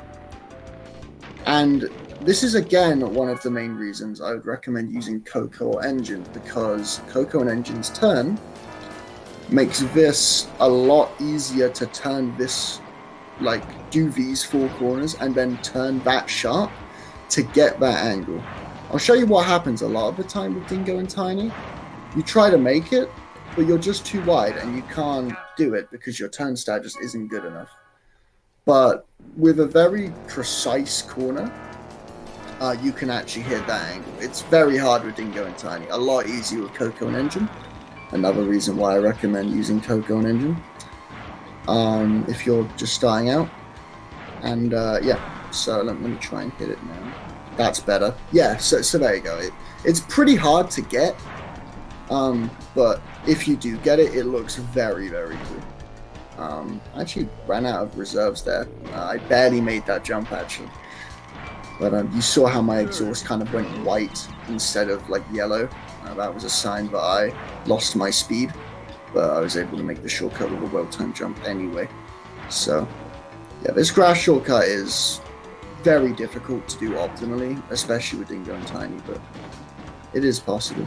And again, if you want to do this wall shortcut here, which is very cool looking, but you've like just started out with the game, I would recommend, instead of doing what I'm doing here, I'd recommend just doing this. This is how I started out. This is how a lot of people start out, and it's a good way to do it. This is an alternative strat. You can just drift across here.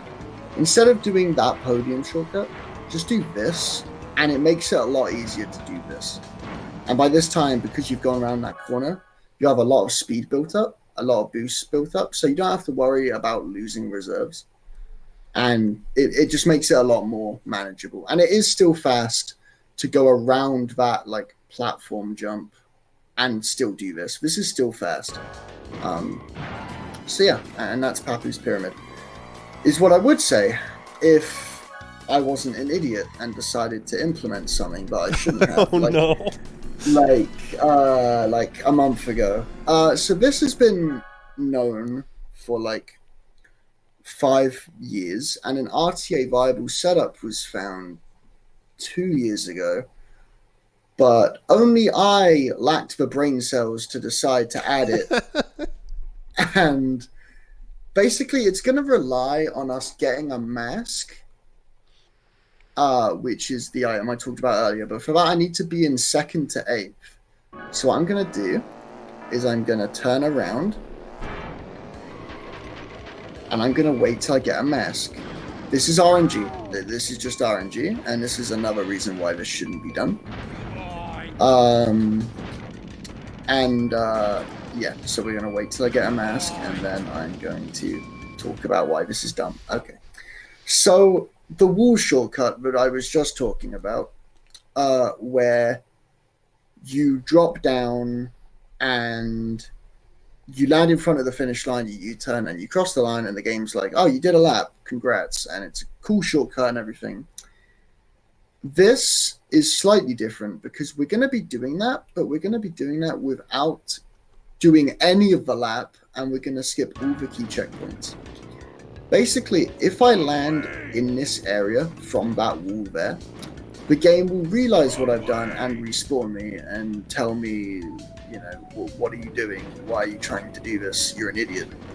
But if I land here, for some reason, the game is like, oh, you did it. Congrats. And it gives you the lap. Now, this sounds easy, but you need to get the speed to somehow make it from that wall over this section to here. And that is where the mask comes in, because the mask gives you a little bit of speed.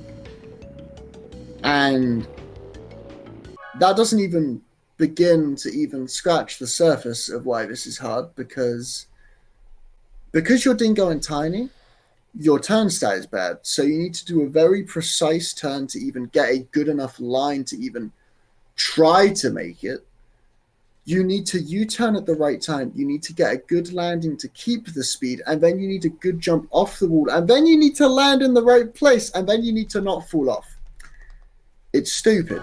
So I'm going to try it, and yeah, let's see if I get it. Okay, that is not enough speed. As you can see, I'm falling way short of it, and I get respawned because the game is like, why are you trying this? But yeah, it's very difficult. I literally only go for it if a run is dead, and I'm like, either I'm getting this and I'm on like incredible pace, or the run's dead and I move on with my life. I'll try it again. I'll try it like a couple times just because it'd be very cool to show it off. Considering it was like a time trial only strat for a very, very long time. Okay, here we go. Let's try it. I was gonna say, if the game gives you a mask, that is. Yeah, right? That was closer. I'll give it 2 more goes, why not? But, yeah, so don't do this ever, unless you're dumb, like me. I'm very dumb. No. Can we talk about what just happened there? Okay. N.Gin just rammed me off. Alright, that was cool. That's almost Coco, right? Yeah, I mean, Coco was right behind him, so I'm sure she would have obliged. Nice 8th place TNT there. I should talk about the item balancing, actually. Hold on. I'll try this, then I'll talk about that. Probably not enough speed. Or? Okay, so that's it. I got it. Yeehaw. That's the Tiziano. Shoutouts to Tiziano. He's the guy that found this. That is the shortcut. I am surprised I got that 3rd try, to say the least. Yeah, and that's it. And optimally, if you get a mask like 1st try and then make it, you save like anywhere from 10 to 12 seconds. But don't do it. Just don't. Yeah. Just don't do it. Just don't do it, you know? Seems extremely high risk. Yeah, yeah. And because of tracks later on in the run, it's not like this is a guaranteed world record if you get it either. Far from it, my goodness. So, yeah, not at all worth it at all. But very cool to Hail Mary a run to it. Very cool. So, okay. This, I said yesterday that this was the hardest track without an unintended shortcut, and I completely stick by that. Cortex Castle is really difficult, especially with Dingo and Tiny. This cup, actually, the Nitro Cup, has 3 out of the 4 levels, which is like, they're the main reasons why, pretty much. For a long time, we thought Coco and N.Gin were optimal over Dingo and Tiny, because these 3 levels are incredibly hard to do with this character and way easier and pretty much the same speed-ish. That's not really the case optimally, but at a beginner level, like, this level is so much faster with Coco and N.Gin because you can just do whatever and it's faster, because you have to do very precise things with Dingo and Tiny to even make this anywhere close to worth it to be this character. So as you can see by the minimap, a lot of 90-degree turns, and that is Dingo and Tiny's like weak spot, basically. So I would recommend here, and this is just very precise, you're going to want to do 1 boost off the ramp, and then land, do 2 boosts, and then drift the other way. You're going to want to go left of this fork in the road, by the way. So implying that you're going left, you're going to do a drift right, end the boost just in time to jump on the ramp and shift your momentum right. This is very advanced, and this is why I would recommend playing as Coco and N.Gin, because with Coco and N.Gin you can just drift and your turn is fine and you just make it. But with Dingo and Tiny, you need to do something that looks a bit like this. So again, drift once, and then twice, and then we're going to drift the wrong way, and then we're going to shift our momentum right. Just like that. And that's the idea. Very hard, not easy at all. And if you even slightly deviate from that plan, there is no backup with Dingo. There is no like, oh, I messed it up, but I can do this. It's this, or you just lose your reserves, and you lose like 3 seconds, and it is what it is. So very difficult, but again, just to show it off, 1, and then 2 here, drift right, shift your momentum right, and then do a drift here, and then the track continues. This section here, again, this is going to be another example of us shifting our momentum with a jump on a ramp. We're going to do 2 boosts around this corner, and then 1 boost to the left, and again shift our momentum to the right. There's a reason why I haven't really talked about mini turbo management really in any other track besides this one, because it really isn't that important for learning the game and learning the tracks that I've talked about so far. But with Dingo and Tiny on Cortex Castle, there is only really one route that works for certain corners, and if you deviate in any way, it's just over. So again, 2 boosts to the right, 1 boost to the left, and then shift your momentum to the right. So like this, 2 boosts right, 1 boost left, shift your momentum, and then you make it. That turn is extremely hard, and then you get a break for about 10 seconds where you can just kind of drift. Then this section, you want to drop down with 2 boosts, and then cut the corner, because, fun fact again, if you deviate from this route, you're just going to hit a wall, because if you go wide here, you'd think on any other track, I've been telling you to go wide and stay in the center of the road this entire time. But if you go wide here, then you're just going to be in the wall, because this turn, if you look at the minimap, it's so jarring how you are basically doing a 90-degree turn one way and then instantly going the other way. But you need to cut the corner, otherwise your turning is not going to make it. So again, 2 boosts to the right here. I did 1 because the pause screwed me over. But then you have to jump over that corner.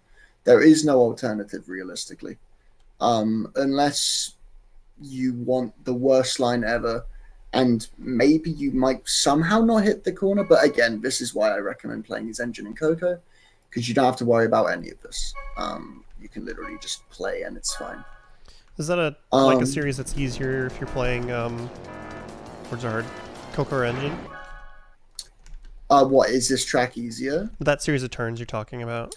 That series of turns, yes, because Coco's turn kind of makes up for, like, if you're just starting out, Coco's turn can kind of aid you with this, because any 90-degree turn or any 180-degree turn, I'll actually show it off. So for example, if I mess up with Dingo here, and let's say I drift right but I don't shift my momentum in time, look how wide I go. There's no way I make this. I'm just in the wall. So it's like, with Coco, actually, I'll change character and show it off. With Coco, I could do that and I would live. I would be absolutely fine and I would move on. Because the turn stat is just better, and even though I'm going slightly slower, I'm able to just make it because my character is easier to play. So I'll just show it off. Again, it's the same concept, 1 and then 2, and then let's say I mess up. I'm like, oh no, I'm going wide. I just make it, and it's fine. So that's kind of, that showcases the differences between the two characters and why Dingo is faster because of the speed stat, but Dingo is not at all faster if you don't know how to play him. And that's why I recommend starting off with Coco and N.Gin, because yeah, it's just very difficult. So it's funny actually, probably the easiest part of this track is the last bit, which is probably the flashiest bit of the track. Again, shifting the momentum there and making that. This is a tech that I covered when I was talking about the game mechanics. But this is the first track that, in this route at least, that we see have it, and this is called Ultimate Sacred Fire. Don't ask me why it's called that. I think the techs were named by a bunch of 7-year-olds. I'm not a 7-year-old. I don't quite understand why it's called that. But basically, going off this turbo pad and not jumping is going to basically crush our reserves down into speed. And however many reserves we have, similarly to normally, dictates how long we are able to keep the speed for. However, these turbo pads are very special, and if we don't jump off them, we get an insane amount of speed, as you will see here. This, combined with the Froggy and the U-turn to maintain the same speed, can be very powerful and completely bypasses Dingo's bad turn stat. Because obviously, as we've been talking about, jumping by holding L1 and mashing R1 maintains the speed that we currently have, and by getting USF, which is the fastest speed that you can acquire in this game, you can keep that speed for longer. By the way, for the record, this is an absolutely unintended thing. The game designers, I'm pretty sure, did not intend for USFing to be a thing, but it is only a thing in 4 tracks in the entire game, and 3 of them are in this run. So yeah, you're going to see it a little bit more. But yeah, so I'll get to that point again. To boost there and then shift your momentum and cut the corner like that. And this intended shortcut here, and then this USF where I didn't jump off the ramp. And then I'm able to Froggy and just keep our reserves. Again, as I mentioned, like right at the start of this, very important to not boost whilst in that phase, because if you boost, and I'll showcase that again, if you boost whilst USFing, you cut the USF short, which is the whole reason why you can't keep it forever. Because if you could boost and it like would stay with you, then you could up your reserves again and you could keep that state forever. But as you can't boost, it is destined to run out eventually, because your reserves will eventually die. So, for example, if I boost, like here, it runs out and I go slow. I was already going slower before I hit the wall, but it does just go a lot slower. So, yeah. But this is a track that harks back to the phrase that I used earlier, where there is really no substitute for the amount of hours you put into a game. This track is just all feel and sticking to the route, and if you're not comfortable with it, then please play Coco and N.Gin. It's what I recommend to every person that's starting out. And yeah, this track is by far the hardest track with no unintended shortcuts. It's very difficult. And, yeah, it's the track that you'll probably find yourself hating when you start out. So, but yeah, that's the track anyway. Yeah, very complex track. Okay. It definitely looks like one of those tracks where play it safe, because any mistakes are just going to send you way off the rails. Yeah. Oh yeah. Any deviation from like the optimal play is like, oh, you lost 5 seconds, and it's like, oh, cool, man. Okay, this track is not only the longest track in the game, but also has the hardest shortcut in the game that makes and breaks runs at will. This is also the only other skip in the run, unlike, or similarly to Tiger Temple, that has an RNG shortcut,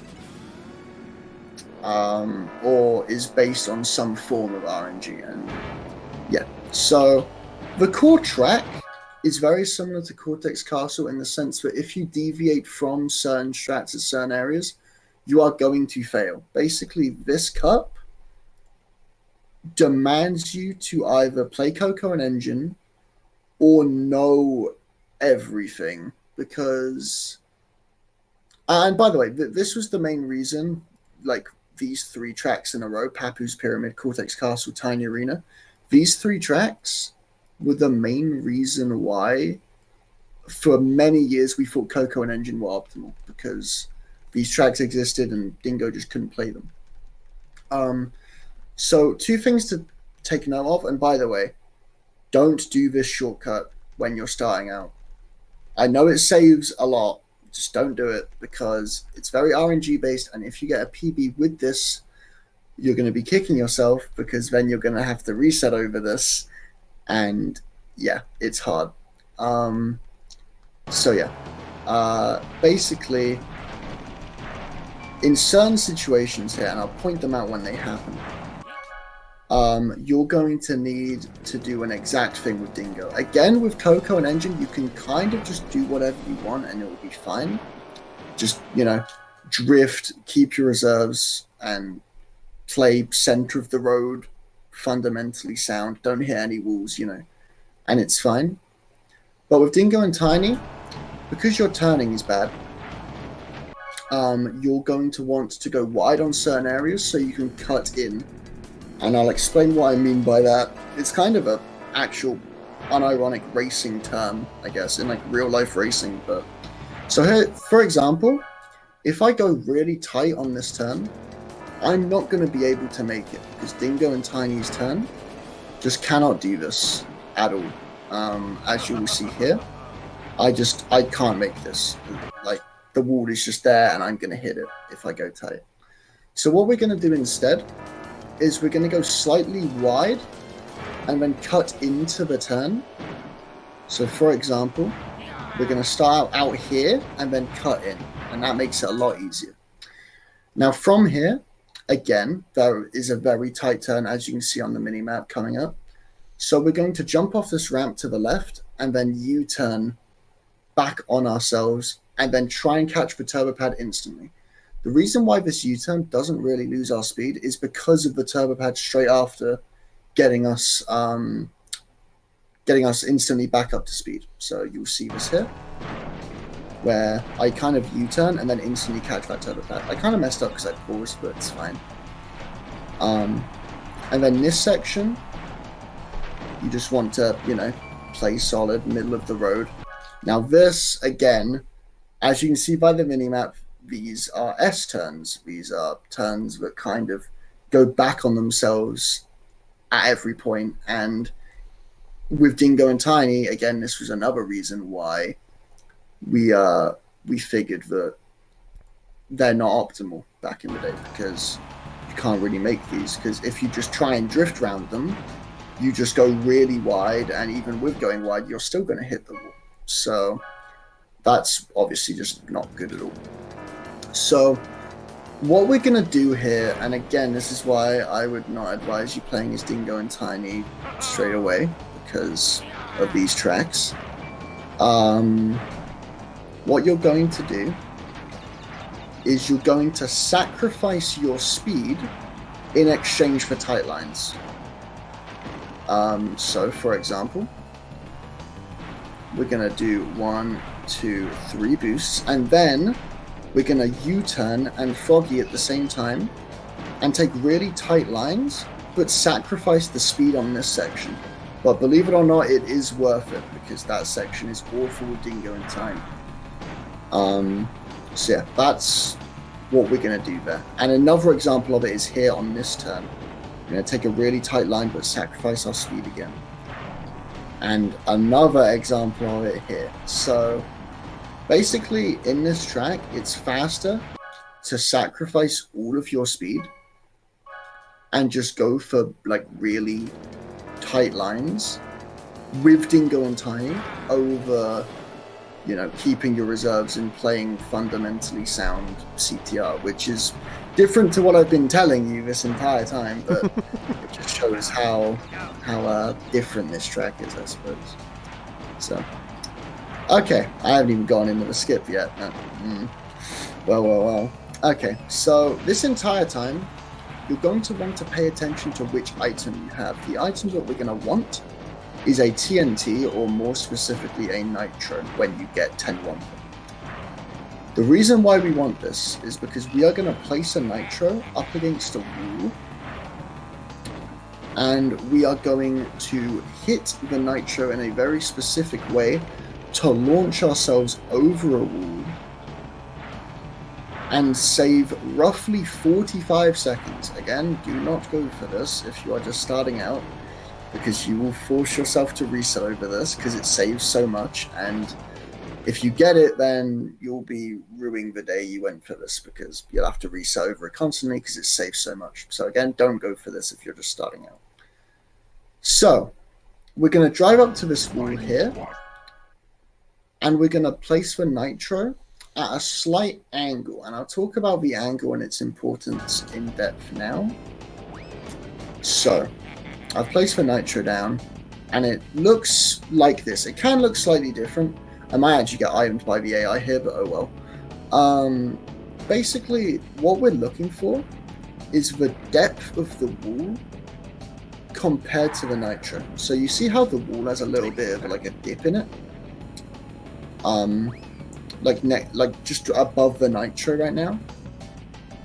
What we want to do is we want to hit the Nitro on a spot where it's far enough away from the wall, but it doesn't get stuck underneath this little lip in the wall here, but not close enough to the wall close enough to the wall where we are actually able to still go up it. So it's kind of a balancing act. I would say with this Nitro, I kind of want to hit it on the depth of where the R is on the word Nitro. This takes a lot of learning and timing, and there are even some examples of when you do it quote unquote right, and it still can sometimes not work just because it's very finicky. So I'm going to try it now, and I'm going to hit it like about like center right, like again, like on the R-ish, around there. And I'm going to try hit it there, because I think that's going to give me the best possible chance with this exact Nitro setup. So I'm going to try it. Yeah, I was close. So basically the reason why that didn't make it is because I was too far away when I hit the Nitro. If you get stuck underneath the ridge, it's because you were too close to the wall when you hit it. And if you get right to the top of the wall and you don't make it, then it's because you were too far away from the wall when you hit it. Again, it's so precise that you can kind of think that you're going to get it and then not get it. And that's just kind of how the cookie crumbles sometimes. But again, if you do get it, you skip like practically an entire lap, and yeah, it's lovely. In any % no major glitches, which is the main category for this game, and in all cups, technically, optimally, you want to do this twice, because the first lap is going to be used to just drive around like you normally would. And this is what I recommend you do for all 3 laps, by the way, if you're just starting out.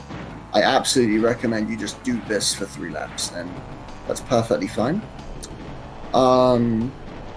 But if you wish to do this, which again I do not recommend, then you need to do it twice optimally. Because again, the first lap is used to basically trick the game into activating all the checkpoints, because you've practically nearly done a lap. I mean, the finish line is right there. So all the checkpoints of all the places on the track are ticked off because you've gone past them. Nice missile. That's going to hit me. Okay, no, it isn't. I was so scared. So again, I place the nitro down. I have a look at it. I think where I want to hit it. And then I go for it. Too far left, unfortunately. Basically, again, that failed because I was too close to the wall when I hit the nitro. So I got stuck underneath a little ridge in the wall. That was quite unlucky. But yeah, so it's kind of a balancing act between, like, if you can get it, if you can't get it. And again, you can see why I was so happy to get this at least once yesterday, because it's very hard. So yeah, I'll go for it a couple more times, but the core of this skip is that you need to pull a nitro, and then you place the nitro against the wall. You think of where you want to hit it by like looking at the nitro and just thinking about it, and then you try your best to execute and hit it where you want to hit it, which is honestly very hard. Like, it's quite hard to hit the nitro exactly where you want to hit it every time. But if you're able to do that, then your success rate should be like pretty reasonable. But I mean, again, I was doing this today on my stream, and I did like 3 hours of attempts, and I got 1 run going past this level. So that just says a lot about how difficult it is. So again, I'll just try it. Too close to the wall. I'll try it one more time and then we'll move on. But yeah, I think it says a lot about this skip, but I failed it all 3 times here. So unlucky, but hopefully we can get it this time and then we'll move on. But yeah, if I don't get it this time, you can always go back and watch yesterday's VOD. I got it in that run, so there is video evidence of me getting it. I swear I'm good at this game, please believe me.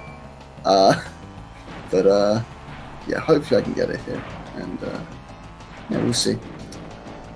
But worth mentioning again that if me failing it 3 times isn't evidence enough, please don't try this if you're just starting out with the game.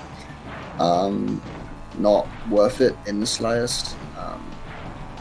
Yeah, just not at all worth it. So yeah, we'll try this one more time. Hopefully I can get it, but if not, no worries.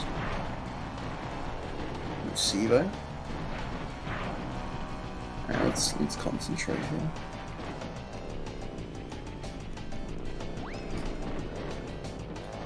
I actually really like that nitro placement. Dang.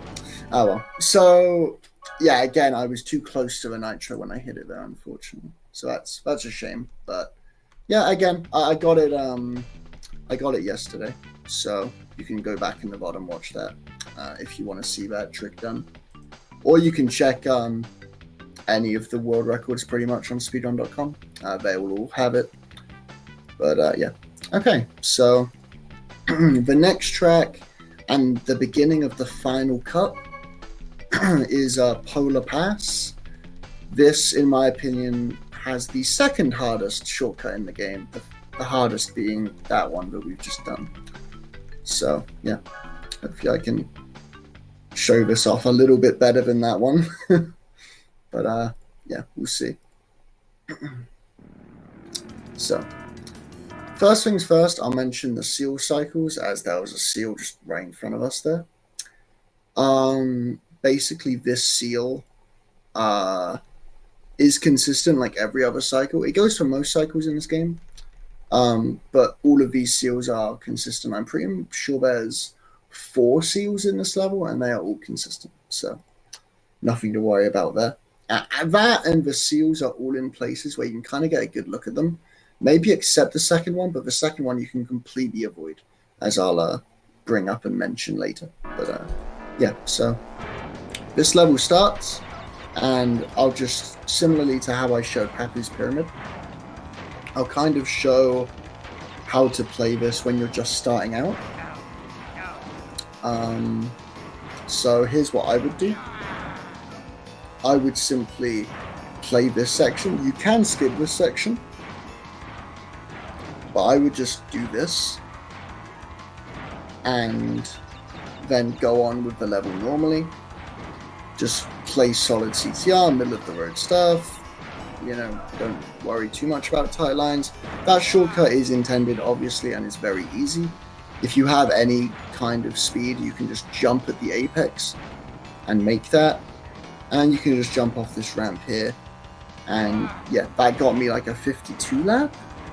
Yeah, and that only loses, what, 8 seconds to doing one of the shortcuts. And it loses like probably like 2 seconds to anything else. So yeah, besides the shortcut I'm going to show off and the 2 variants of the shortcut, that's completely fine. And you can you can do that, and it's absolutely fine for a person learning the game.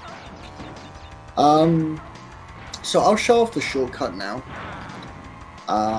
What I would recommend is turning around at this turbo pad here that's coming up, and then you see the wall on the right. That's what we're going to be using to do the shortcut. Basically, we're going to jump over the lake to our right, and that saves roughly 6 seconds. So we're going to turn around at the turbo pad. I'm going to do this by holding left and mashing R1 to do 3 jumps that will land us on the turbo pad, and then we're going to drift back and jump over the wall, or jump onto the wall and using the wall to propel us over more. Saying that better. So there we go. There we go. And that's how it should look. Again, when you land, you want to do a U-turn, because I'll try and show you what it looks like if you don't do a U-turn. This is actually worth learning if you are confident with other skips in the run. We're not quite to one of the skips that I'd really recommend learning, but this is like probably like the 5th or 6th skip I'd recommend learning. Basically, if you get like anywhere around a 40-minute time, a 35-minute time, I'd recommend learning this, is kind of what I'd say. Yeah, so the idea is that you do this turnaround and then do 1 boost and then make it. If you don't U-turn, you can't make it with Dingo. I'm pretty sure you can make it with Coco without a U-turn. But this is why if you're going to play as Dingo and Tiny, you need to know how to U-turn, because your turning just can't make up for everything. So upon landing, you do need to U-turn with Dingo and Tiny. And I'll show that skip again. It's simply 3 hops to do the turnaround while holding a direction. You can also hold right, I suppose. I hold left, but you can also hold right. Yeah, you can hold right to do it as well. And then you simply make it. If you want, if you want, what you can do is, instead of doing that quick turnaround, you can take your time with the turnaround. But I might actually fail it whilst playing it safe, because I'm not very used to like waiting at this turbo pad. But if you want, you can do something like this, where you hold square to not get turboed by the turbo pad, and then turn around slowly. and then do it, if you wish. That's probably a lot safer. However, I would look out for the lap 1 AI, because if you do that, the AI might actually get in your way and drive into you as you're driving the wrong way to do the shortcut.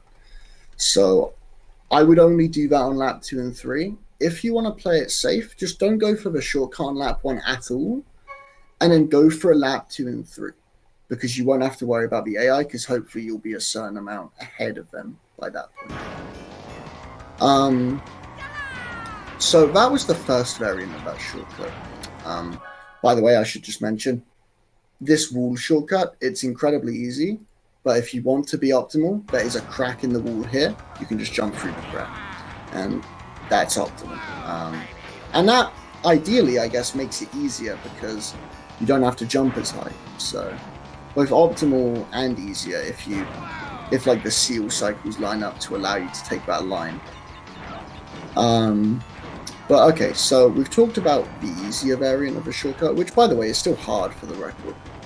But now we're going to talk about the dumb thing that you shouldn't go for. So, basically, I mentioned U-turning earlier. If you wish to do this, it saves 2.5 to 3 seconds per lap. I would say nearer 2.5. But what you're going to do is you're going to skip the turnaround of the turbo pad, and you're just going to go straight for the wall. This trick is called boomerang, because you kind of go in a boomerang-like arc. You kind of turn back on yourself. And yeah, we're going to U-turn at the wall and mash R1 to hopefully get a buffered jump off of the wall. But it's very hard, and I can see myself messing this up. So this is, again, a pretty big run killer. Okay, I got it. Nice. So that's kind of the idea. You U-turn, and then you mash R1, and if you're on the right part on the wall, then you can make it, and it looks something like that. And you U-turn upon landing, just like the easier variant of the shortcut, and there you go. So there are different parts on the wall that work for both boomerang and the easier variant of the boomerang. But the one that I would recommend, if I'll stop at the wall when I next reach it. The one that I would recommend is this part on the wall that I am lined up with here. Just before the highest point on the wall, I would recommend somewhere around here. Because this very top part of the wall, you see how it kind of slopes down? Like away from you? This part of the wall will not give you a jump, because if you're coming at it from this angle here, you can see that it's kind of sloping away from you. And because of that, it's not going to give you as much height. So just before the tip is kind of what you want. It's what I would recommend. Obviously, sometimes you're just going to fail it, and that's life. But I'd recommend somewhere around there. And yeah, it gives you a lovely big jump. And yeah, it's good. But besides that, again, if you're just starting out with the run, I would 100% recommend not doing this, and I would recommend instead still learning how to U-turn so you can do this part well.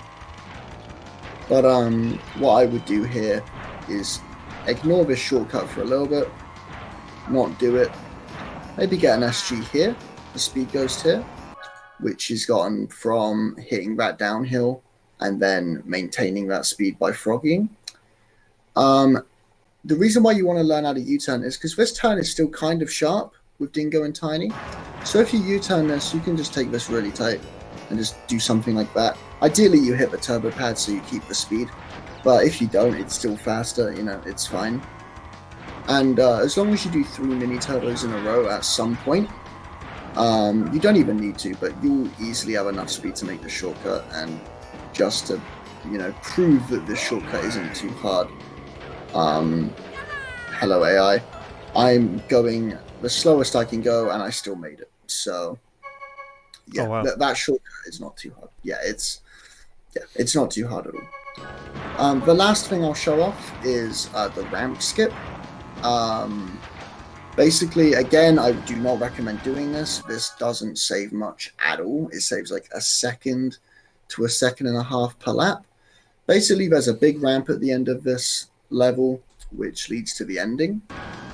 But you can just ignore it and go to the left and jump off this little ridge here. And you can kind of cut the corner a little bit. Wouldn't recommend if you're starting out, but it's a 3 second, second and a half. You just jump and that's it, as long as you have the speed to do it. So yeah, that's it for Polar Pass. Pretty hard level. I would say one of the main reset points if you wish to start with this cup. This is now the Crash Cup. Yeah, but if you want to start with this cup, this is what you'd be resetting over. You'd probably be resetting over that shortcut that I showed you. So yeah, and fun fact, that's actually what we used to reset over until Tiny Arena was found.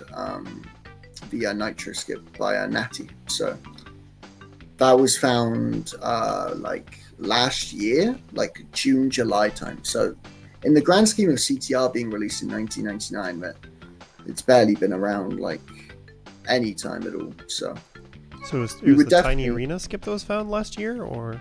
Yeah, Tiny Arena skip was found last year, the one with the Nitro. Wow. Yeah, probably one of the biggest developments in the speedrun, like besides like playing as Dingo instead of Coco and engines. Yeah, big find. But okay, so we have 3 tracks left.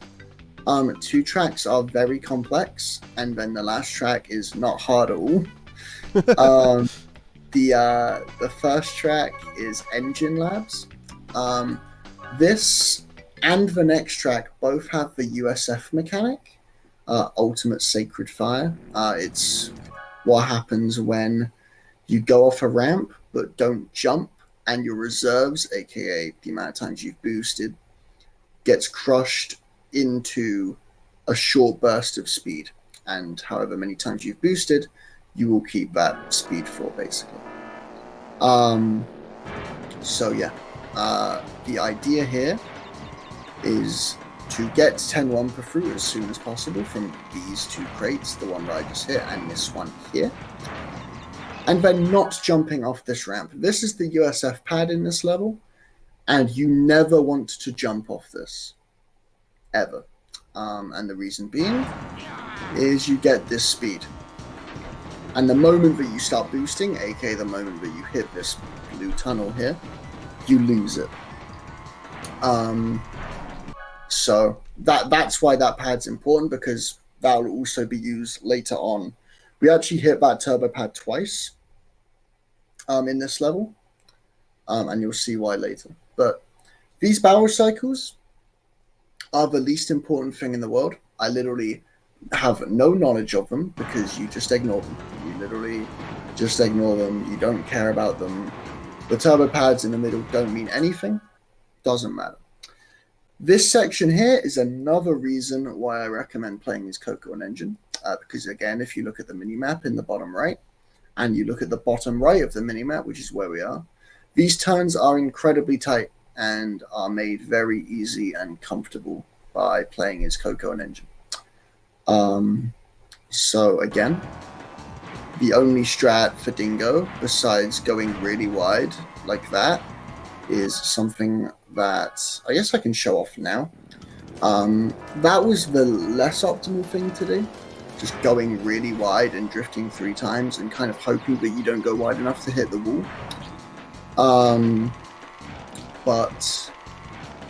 Yeah. So you have that. And then you have the strat that I'm going to show you here. One thing I didn't mention before, this blue tunnel is on a slight downhill. So coming out of it, you can actually get a speed ghost, which is very cool. And because you came out of the blue tunnel, as long as you've drifted in it a couple times, you'll have loads of reserves because you're boosting all the time in there. This is the optimal strat here. We're going to drift once, do a quite short boost, and then jump and then drift again and jump. You'll see it's quite hard to describe, but something like this is good. And now this. So the game clearly wants you to jump off that turbo pad to the left is obviously there because that's what the game wants you to do. However, because we have all this speed built up, and that turbo pad isn't a USF pad, we're going to actually use the turbo pad that was used earlier in the level and get another USF here. And this, as you can see, we can literally jump over holes, take lines really tight, and just go incredibly fast. And this is one of the reasons why this is a fan favorite, I think, this level, because you get to keep USF for a really, really, really long time. And it's such a cool technique that, you know, you just love to see it. So, again, a lot of this level, pretty much this entire level, is based around boosting to get your reserves high so that when you get to the USF pad, you can make full use of it. So a lot of this is just based on boosting a lot, drifting a lot. And again, similarly to Cortex Castle, if you drift at any point after getting this, you will instantly lose USF. So I'll show that off actually. If you boost at any point. So as you can see, I have USF, everything is great. But if I jump off this ramp really high and get a landing boost, I lose it and I start going slow again, which is obviously not what we want. So it's very important to not boost ever when you're in that state. And again, that's another reason why Coco and N.Gin is very useful in this level, because when you're going at that speed, it can be kind of hard to control a character that is going really fast and has a complete lack of turn. But with Coco and N.Gin, you kind of have a little bit more leniency. So going at that speed is a lot more controllable because you have more turn to play with, basically. Because, for example, if I don't drift here and I just try to turn, it can be very scary and you can see that happening. So again, you need to kind of know what you're doing with the character. And again, another reason why I would highly recommend playing as Coco and N.Gin. Like, highly recommend. But again, just to run through it, you get the 2 Wumper crate at the start. If the AI actually beat you to this Wumper crate, now would be a perfect time for them to get an insane start boost and just beat me to it. Never mind. You literally just take the inside line and you get the Wumper later. I'll show you what I mean by this. You still want to get this Wumper because it's there, and why wouldn't you want it? And then you play the rest of the track as we have been, but then when you get the USF, you can actually go wide for a Wumper. And obviously 10 Wumper is what we want. 9 works, but 10 is, you know, fine too. And and this is what you'll do. Instead of jumping over that hole, which you saw me do optimally to get a tighter line, you will just go this way. Which, to be honest, you could just do just to play it safe. Because jumping over that hole could be a little bit scary. But I promise you it's actually easier than it looks. Because the USF speed is so insane. I think I've only ever messed up jumping over that hole a couple times. It's not too bad. So, but yeah, so, and then I guess I'll show off, or try to show off, what a good lap will look like, one optimal lap will look like here. Try my best to do it anyway. So optimally, you get the USF, you jump over this hole, you take a tight line here, you jump over this, and then here, because Dingo's turn is bad, Coco and N.Gin can actually keep the USF going. But because your Dingo and your turn is bad, what you're going to do is you're going to cut the USF short and start U-turn froggying to try and maintain as much of that speed as possible for as long as you can. And then combine it again into another USF, and then we go again. So that's kind of the idea. The core of this track is completely based around the USF, and boosting to get that USF as good as you can is just everything in this level. Like, all of these boosts just serve the USF and how long you're able to keep it for. If you're not able to keep it for too long, just start froggying, because as we've talked about, froggying maintains your speed for as long as possible. So if you're like fearing that your USF is going to run out because you didn't keep many reserves, just start froggying and you'll keep it for a little bit longer. But yeah, so that's N.Gin Labs. That is the second to last level. That has USF in it. We have 2 tracks left. This is probably the hardest level, maybe in the Crash Cup, which is probably the hardest cup if Tiny Arena shortcut didn't exist. So if you're not doing Tiny... Actually, I should mention this. If you're not doing Tiny Arena, like the Tiny Arena skip, which please don't do it if you're starting out, I would recommend starting with Crash Cup because it is the hardest cup.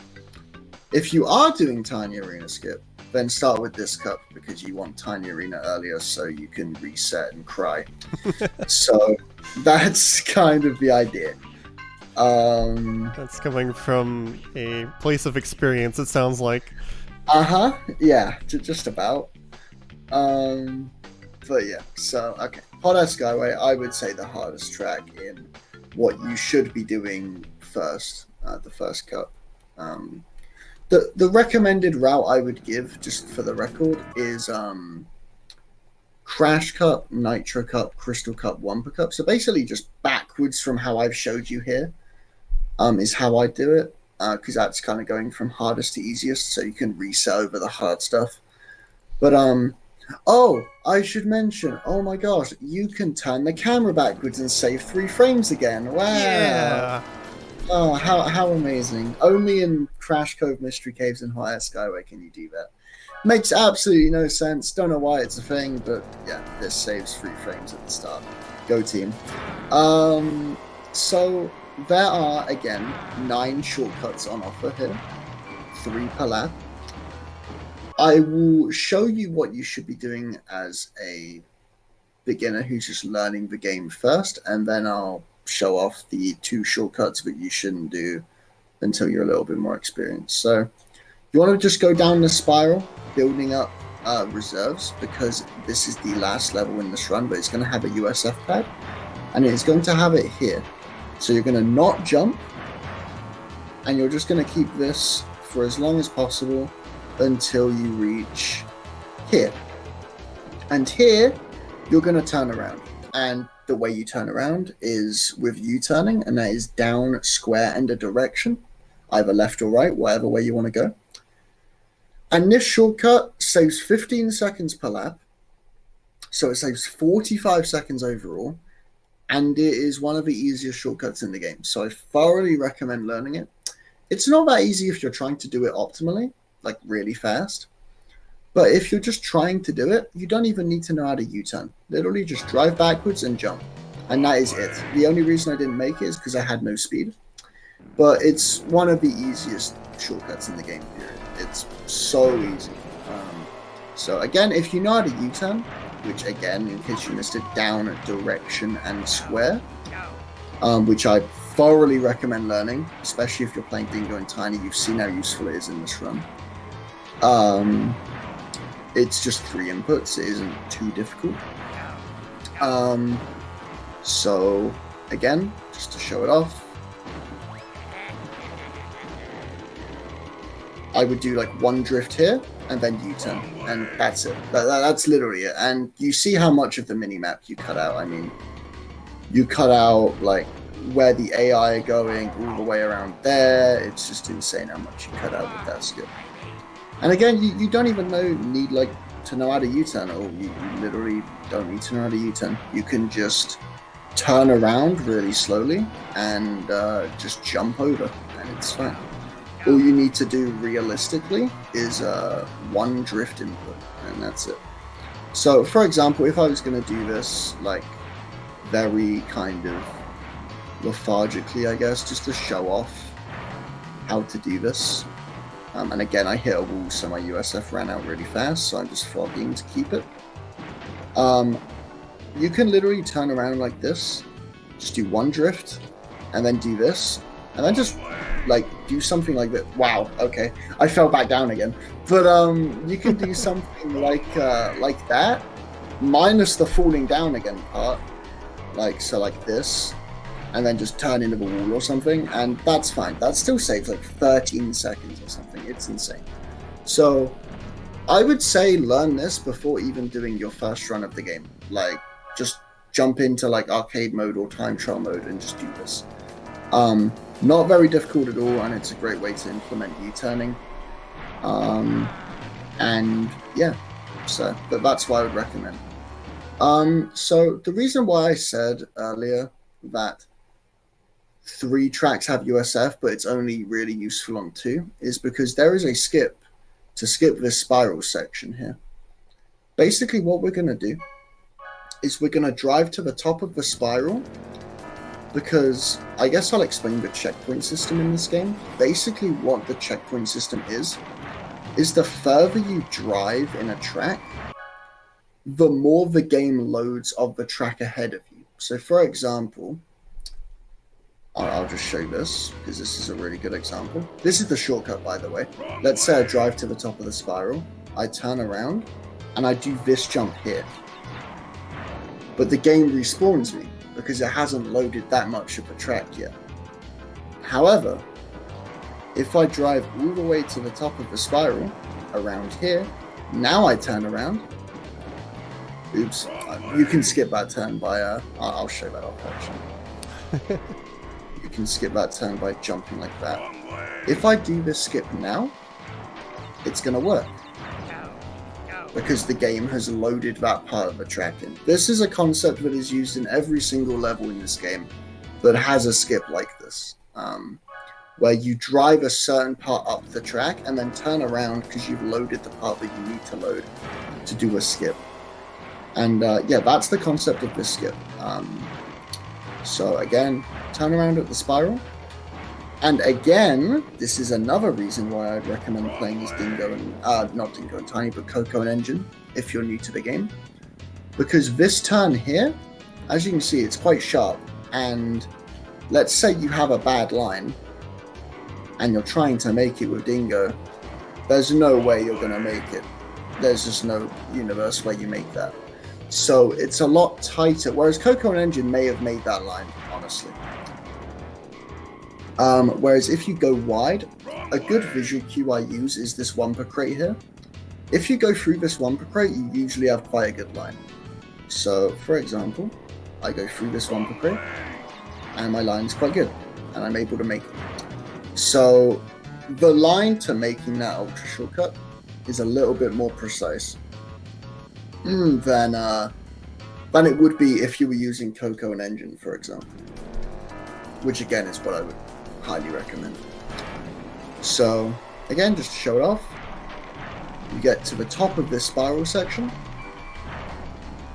you U-turn, you can do this turn skip just by jumping, go through the Wumper crate, and you're able to make it. And that's it. And then you can actually get an SG off of the downhill like this. Okay, this is insane.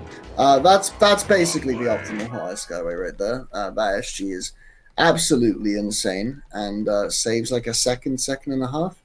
But you're not really focusing on getting the SG, you're just focusing on getting the shortcut. But that is optimal, what just happened right there. And yeah, so that's 2 of the 3 shortcuts. The third one I would only really recommend going for on lap 3, and I probably wouldn't recommend going for it if you're new to the game, period. This is one of the few shortcuts that's actually requires a certain amount of jump height, which is why this is actually easier with Dingo, because it doesn't have anything to do with turning, or your turning stat, should I say, because you're U-turning, which completely ignores the turning stat of your character. So it's just one precise jump and a U-turn in the right spot, and that is it. But it's quite difficult because it's very precise. Basically, this hairpin here, which you would usually do this for, where you U-turn and get the turbo pad, you can skip that hairpin, and it saves the most time on lap 3. And the reason it saves the most time on lap 3 is because, as you can see, on lap 1 and 2, you keep driving past the finish line because, you know, the race is still going. You still want turbo pad fire for this because it's fast. Whereas on lap 3, you don't really care about your reserves too much because the race is about to end. So it's faster to do hairpin with the U-turn on lap 3 because you don't really care about your reserves because the race is about to finish. So I'll give it a shot now. This is quite a precise jump. There you go. So that's hairpin. You skip the turbo pad, and now you can kind of see why I would only really recommend going for on lap 3 because I don't have turbo pad fire because I kind of skipped the turbo pad. Still optimal though. Optimally, this saves like a second on lap 1 and 2, and it saves about 1.5 on lap 3. I would actually say nearer 2 seconds on lap 3. But yeah, that's kind of this track. It's very shortcut heavy, but for a person just starting out with the game, I would only really recommend the one where you jump over the wall because it saves the most time and is the easiest by a mile. So that's what I would recommend learning easily. Like, so don't do hairpin or the loop skip starting out? Don't do hairpin and don't do spiral skip. Yep. The spiral skip you'll hear commonly referred to as the ultra shortcut, but spiral skip works too. Yeah, just don't do those two when starting out, but do the one where you just jump over the wall. Nice and easy and saves 15 seconds per lap, which is like mental. So yeah, that's what I'd recommend there. And yeah, so at this point, you've done 15 tracks, and you have one left, and you're like, oh my gosh, final boss track. It's going to be so hard. No. This track is like one of the easiest tracks in the game. It's very easy. There is not much to mention. It is incredibly flat. There are barely any speed ghosts to speak of because of how flat it is. The only real thing to mention are these double jumps, because this is like this kind of weird like angle that this like terrain is at can act as a ramp. What you can do is you can do a double jump and get height like that, and that's going to be useful because we can basically like invent shortcuts with it. So for example, there's tires in the way, I can do a double jump and jump over the tire, and that is pretty much the extent of what is in this track, besides one shortcut that I will show because it's incredibly funny and not worth it at all, because if you get it, you save 1 second. If you fail it, you lose 15. So 15? Don't go. Yes, it's really fun, man. So, okay, this is incredible, actually. I have a boost item right now. I wouldn't usually mention this, but this track, as you can kind of tell, has 0 turbo pads. So what I'm going to do is I'm going to get the 10 Wumper, and then I'm going to use this boost item. And this gives me turbo pad fire on a track that doesn't have any turbo pads. This is actually incredibly lucky, and if this happens in a run, this is literally a free 2-second time save because the game told me that I could get a free 2-second time save. That's very lucky, actually. It seems very lucky, especially given that you're skipping a lot of the boxes too, so you have less opportunities to find the turbo item. Yeah, exactly. So actually, and this is something I haven't really touched on, if you're open-minded enough to think about this while playing, what you can do is you can throw items away whilst playing in hopes that you get like a turbo item or something like that. It's only really useful on certain tracks, but it is a thing, I suppose. So yeah, that's kind of an idea, but I wouldn't really think about that, especially if you're just starting out. I wouldn't really think about that, but it is a thing, obviously, that you can do. And this is the shortcut. Again, we're going to use the same concept that we used last time on the last race, where what we're going to do is we're going to drive further up the track to activate checkpoints and load the rest of the track, and then we're going to do a shortcut. So we're going to drive up to here, and then U-turn. And you see these tires here? Another boost item. That's incredible. What we're going to do is we're going to fit through this gap here, which as you can see, we can't get through normally.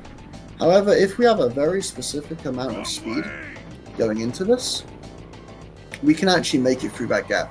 I made it in yesterday's run, and I still kind of can't believe it. I'll probably fail it here, but yeah, so that's what usually happens, and then you have to slowly turn out of it, and now you can see why it loses 15, and it's just depressing, but it's funny because he sort of just mentioned at the end, yeah, we'll go for this in a way, like implying there was no way you can get it. Oh my god. Yeah, like, of course, like, these AI, man. Okay, let's wait until the AI pass. Let's smile and wave, boys. Smile and wave. Okay, thank you for going past me. And yeah, so now we can try it without the AI randoms. So we're gonna hop into the grass and then try and fit through that gap. It's very hard. I would never go for it in a run ever. I recommend you don't either. It's just something funny to mention that you can do. There you go. It's just something funny that you can do. But yeah, it saves a second and a half max, and yeah, it is what it is. It's a very cool. What are these boost items? Can we talk about this? I don't know. That's 3 in a row. That's like it's like a 15% chance to get a boost item in first, and I just got 3 in a row. What is that? To be fair, I think at the last one you weren't first anymore. Oh, okay. So because you let them pass you. But you still had insane. 2 in a row in first. Yeah, and like when you're not in first, by the way, I should actually mention this. This is a good thing to mention. When you're in first, you have a 40% chance to pull the item I have here, a TNT. And I'm pretty sure you have a 30% chance to pull a potion. And then the other 3 items that you can pull, which I don't remember the ratios of, but you can pull a bomb, a shield item, and a boost item in first as well. And those all have lower chances than the TNT and the potion. In second to 8th place, everything has a different chance, but you can pull every single item in the game in second to 8th. So for me to pull 2 boost items and then another boost item when there were more items available to me, I don't know what to tell you. Very interesting. I should mention that tire shortcut there. You just do a U-turn because as you can see on the mini-map, that turn is incredibly tight. I think you actually want to U-turn that no matter what your character is, even if you're Coco and N.Gin. You just want to do the jump and then whilst in midair, do a U-turn, which, in case you forgot, is down a direction and square. And yeah, that is kind of it for this level. I like how the mini-map suggests that you actually have to go wide of this, when you can literally just jump over this. I don't know what they were thinking. I guess technically it's a shortcut, like, sure, because yeah, I don't know, it's very strange that the game designers allowed you to do that. I'll show you what they intended you to do. I guess it's very strange. So if you're not taking any big risks on this track, this one's kind of like a victory lap if you get this far in a run. Yeah, it's literally a victory lap, and especially if you're doing this cup last. If you're doing this cup like first, which is what I'd actually recommend doing, then this is like the 4th track in the run. Yeah. So it's kind of like a break almost. But yeah, and yeah, that kind of wraps up the tutorial. I guess I'm gonna finish up here. Yeah, thank you for having me. It's been very good. I hope it's been informative. Yeah, it was really good. And yeah, that's kind of it. But yeah, be back here for the race in 13 days, is it? Yes. 13 days? Indeed. So, yeah, no, that was, yeah, hopefully informative. On the 23rd, for people who are watching VODs, and it hasn't come up yet. Yeah, so, okay. And I think we're going to be commentating on that, right? Is that the plan? Yeah. That's the plan now. You'll be there, Alpha and Amber will be there as well. Awesome, awesome. So, I guess one quick thing I should mention. I guess I'll plug my stuff, I guess. Yeah, go for it. I stream pretty much every day. and I mainly play this game. So if you want to see more of this game, yeehaw, go follow me, I guess. I also do other speedrun stuff as well. I am predominantly a speedrunner. It is pretty much what you will see on my channel. But yeah, so pretty much I stream this game like every day, essentially. So if you want to see more, then here I am. Yeehaw. So you mentioned that there's one run that isn't. There's one track that you didn't cover here in this tutorial. If people were looking to pick up the other category, where could they go to find a good overview of that one track we're missing here, just to round things out? So one thing I would recommend watching, and this goes for just tutorials in general, there is a great but also very memely edited video called CTR Essentials on YouTube by Pull. It's 3 minutes long. Doesn't cover many things in depth, but it does cover a lot of things. And if you ever forget about something that I mentioned here, that's a great place to start. I don't believe actually there is a tutorial on Oxide Station, but you can kind of gather a lot of information about Oxide Station. And actually, I'll quickly just do a very quick playthrough of it now, just to show it off. You won't see this in all cups. You won't be needing to do this on the race in 2 weeks. But basically, this shortcut, do not recommend doing this at all if you're starting off.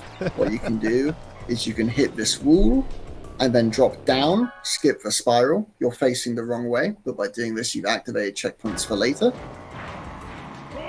You then drive back in the face of the AI like an absolute madman. It's Coco again. That's the running theme of today, it seems. Always Coco. That's just the running theme.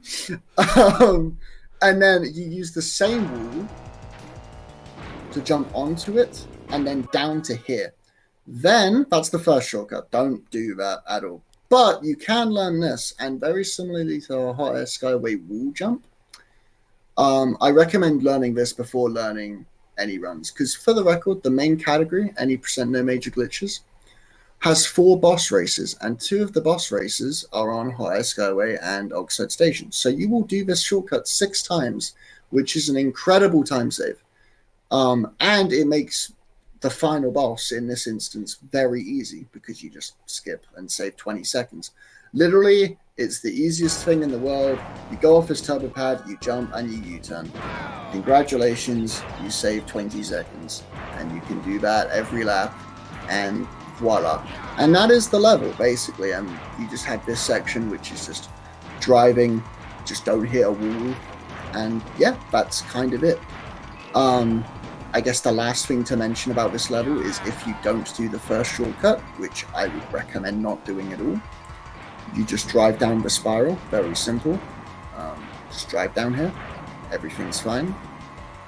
And then this turbo pad coming up is another instance of an ultimate sacred fire pad. And if you don't hit a wall on this section, which I'm going to, but if you don't hit a wall on this section, it's the same thing as hot air skyway, Cortex Castle, and N.Gin Labs, where you keep that speed for a really long time and you just go flying. And yeah, that's pretty much it. The last level that I didn't cover in this entire game is Turbo Track. And Turbo Track, basically the gimmick of that level is that it has ultimate sacred fire pads all over the track, and you literally just hold L1, spam R1 for the entire level, and that's the level. So there isn't even much to cover there. So oh my god. Yeah, but that level is insane. Well, thanks for the quick overview of that level for people who wanted to learn any percent. Yeah, but for the record, that's the category I'd actually recommend. If you want to keep running this game after the race in 2 weeks' time, learn any percent no major glitches. It's an absolute blast of a category. And yeah, over 300 runs on the leaderboard, and it's easy to see why. It's very, very good. The other question I would have is if people are looking at this later, or after the race, they've already done the race, they want to start getting into some of the harder tricks. Where can people go for help if they're kind of struggling with the harder tricks? Unironically, and this sounds cliched, but people's Twitch chats. Go in there, ask questions. It's a very receptive community. People are very willing to help you. And yeah, just don't be shy. There are tons of people there to ask, and yeah, that's honestly what I'd say. Okay. Yeah. Sounds good. Yeah. Do you have any shout-outs or anything else you'd like to plug here before we wrap things up?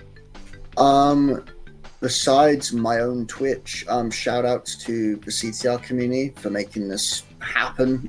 This speedrun has come over like incredibly, even just in the last year. I think the last year of CTR has probably been like the most insane in its history, to be quite frank, and the game's been out 20 years. So yeah, besides that, I stream every day, and that's kind of it. Thank you to my sub Discord for allowing me to stream every day and pursue it as a full-time job. You guys are awesome. I love you all. And yeah, that's pretty much it, I think. Yeah. And I'd like to give a big thanks to Hypnoshark, because it's a little bit late over there, but you still came on to this show and gave everybody a good tutorial on how to learn Crash Team Racing. So big thanks. Yeah, no problem. The pleasure was all mine. It was an absolute joy. Thank you for having me.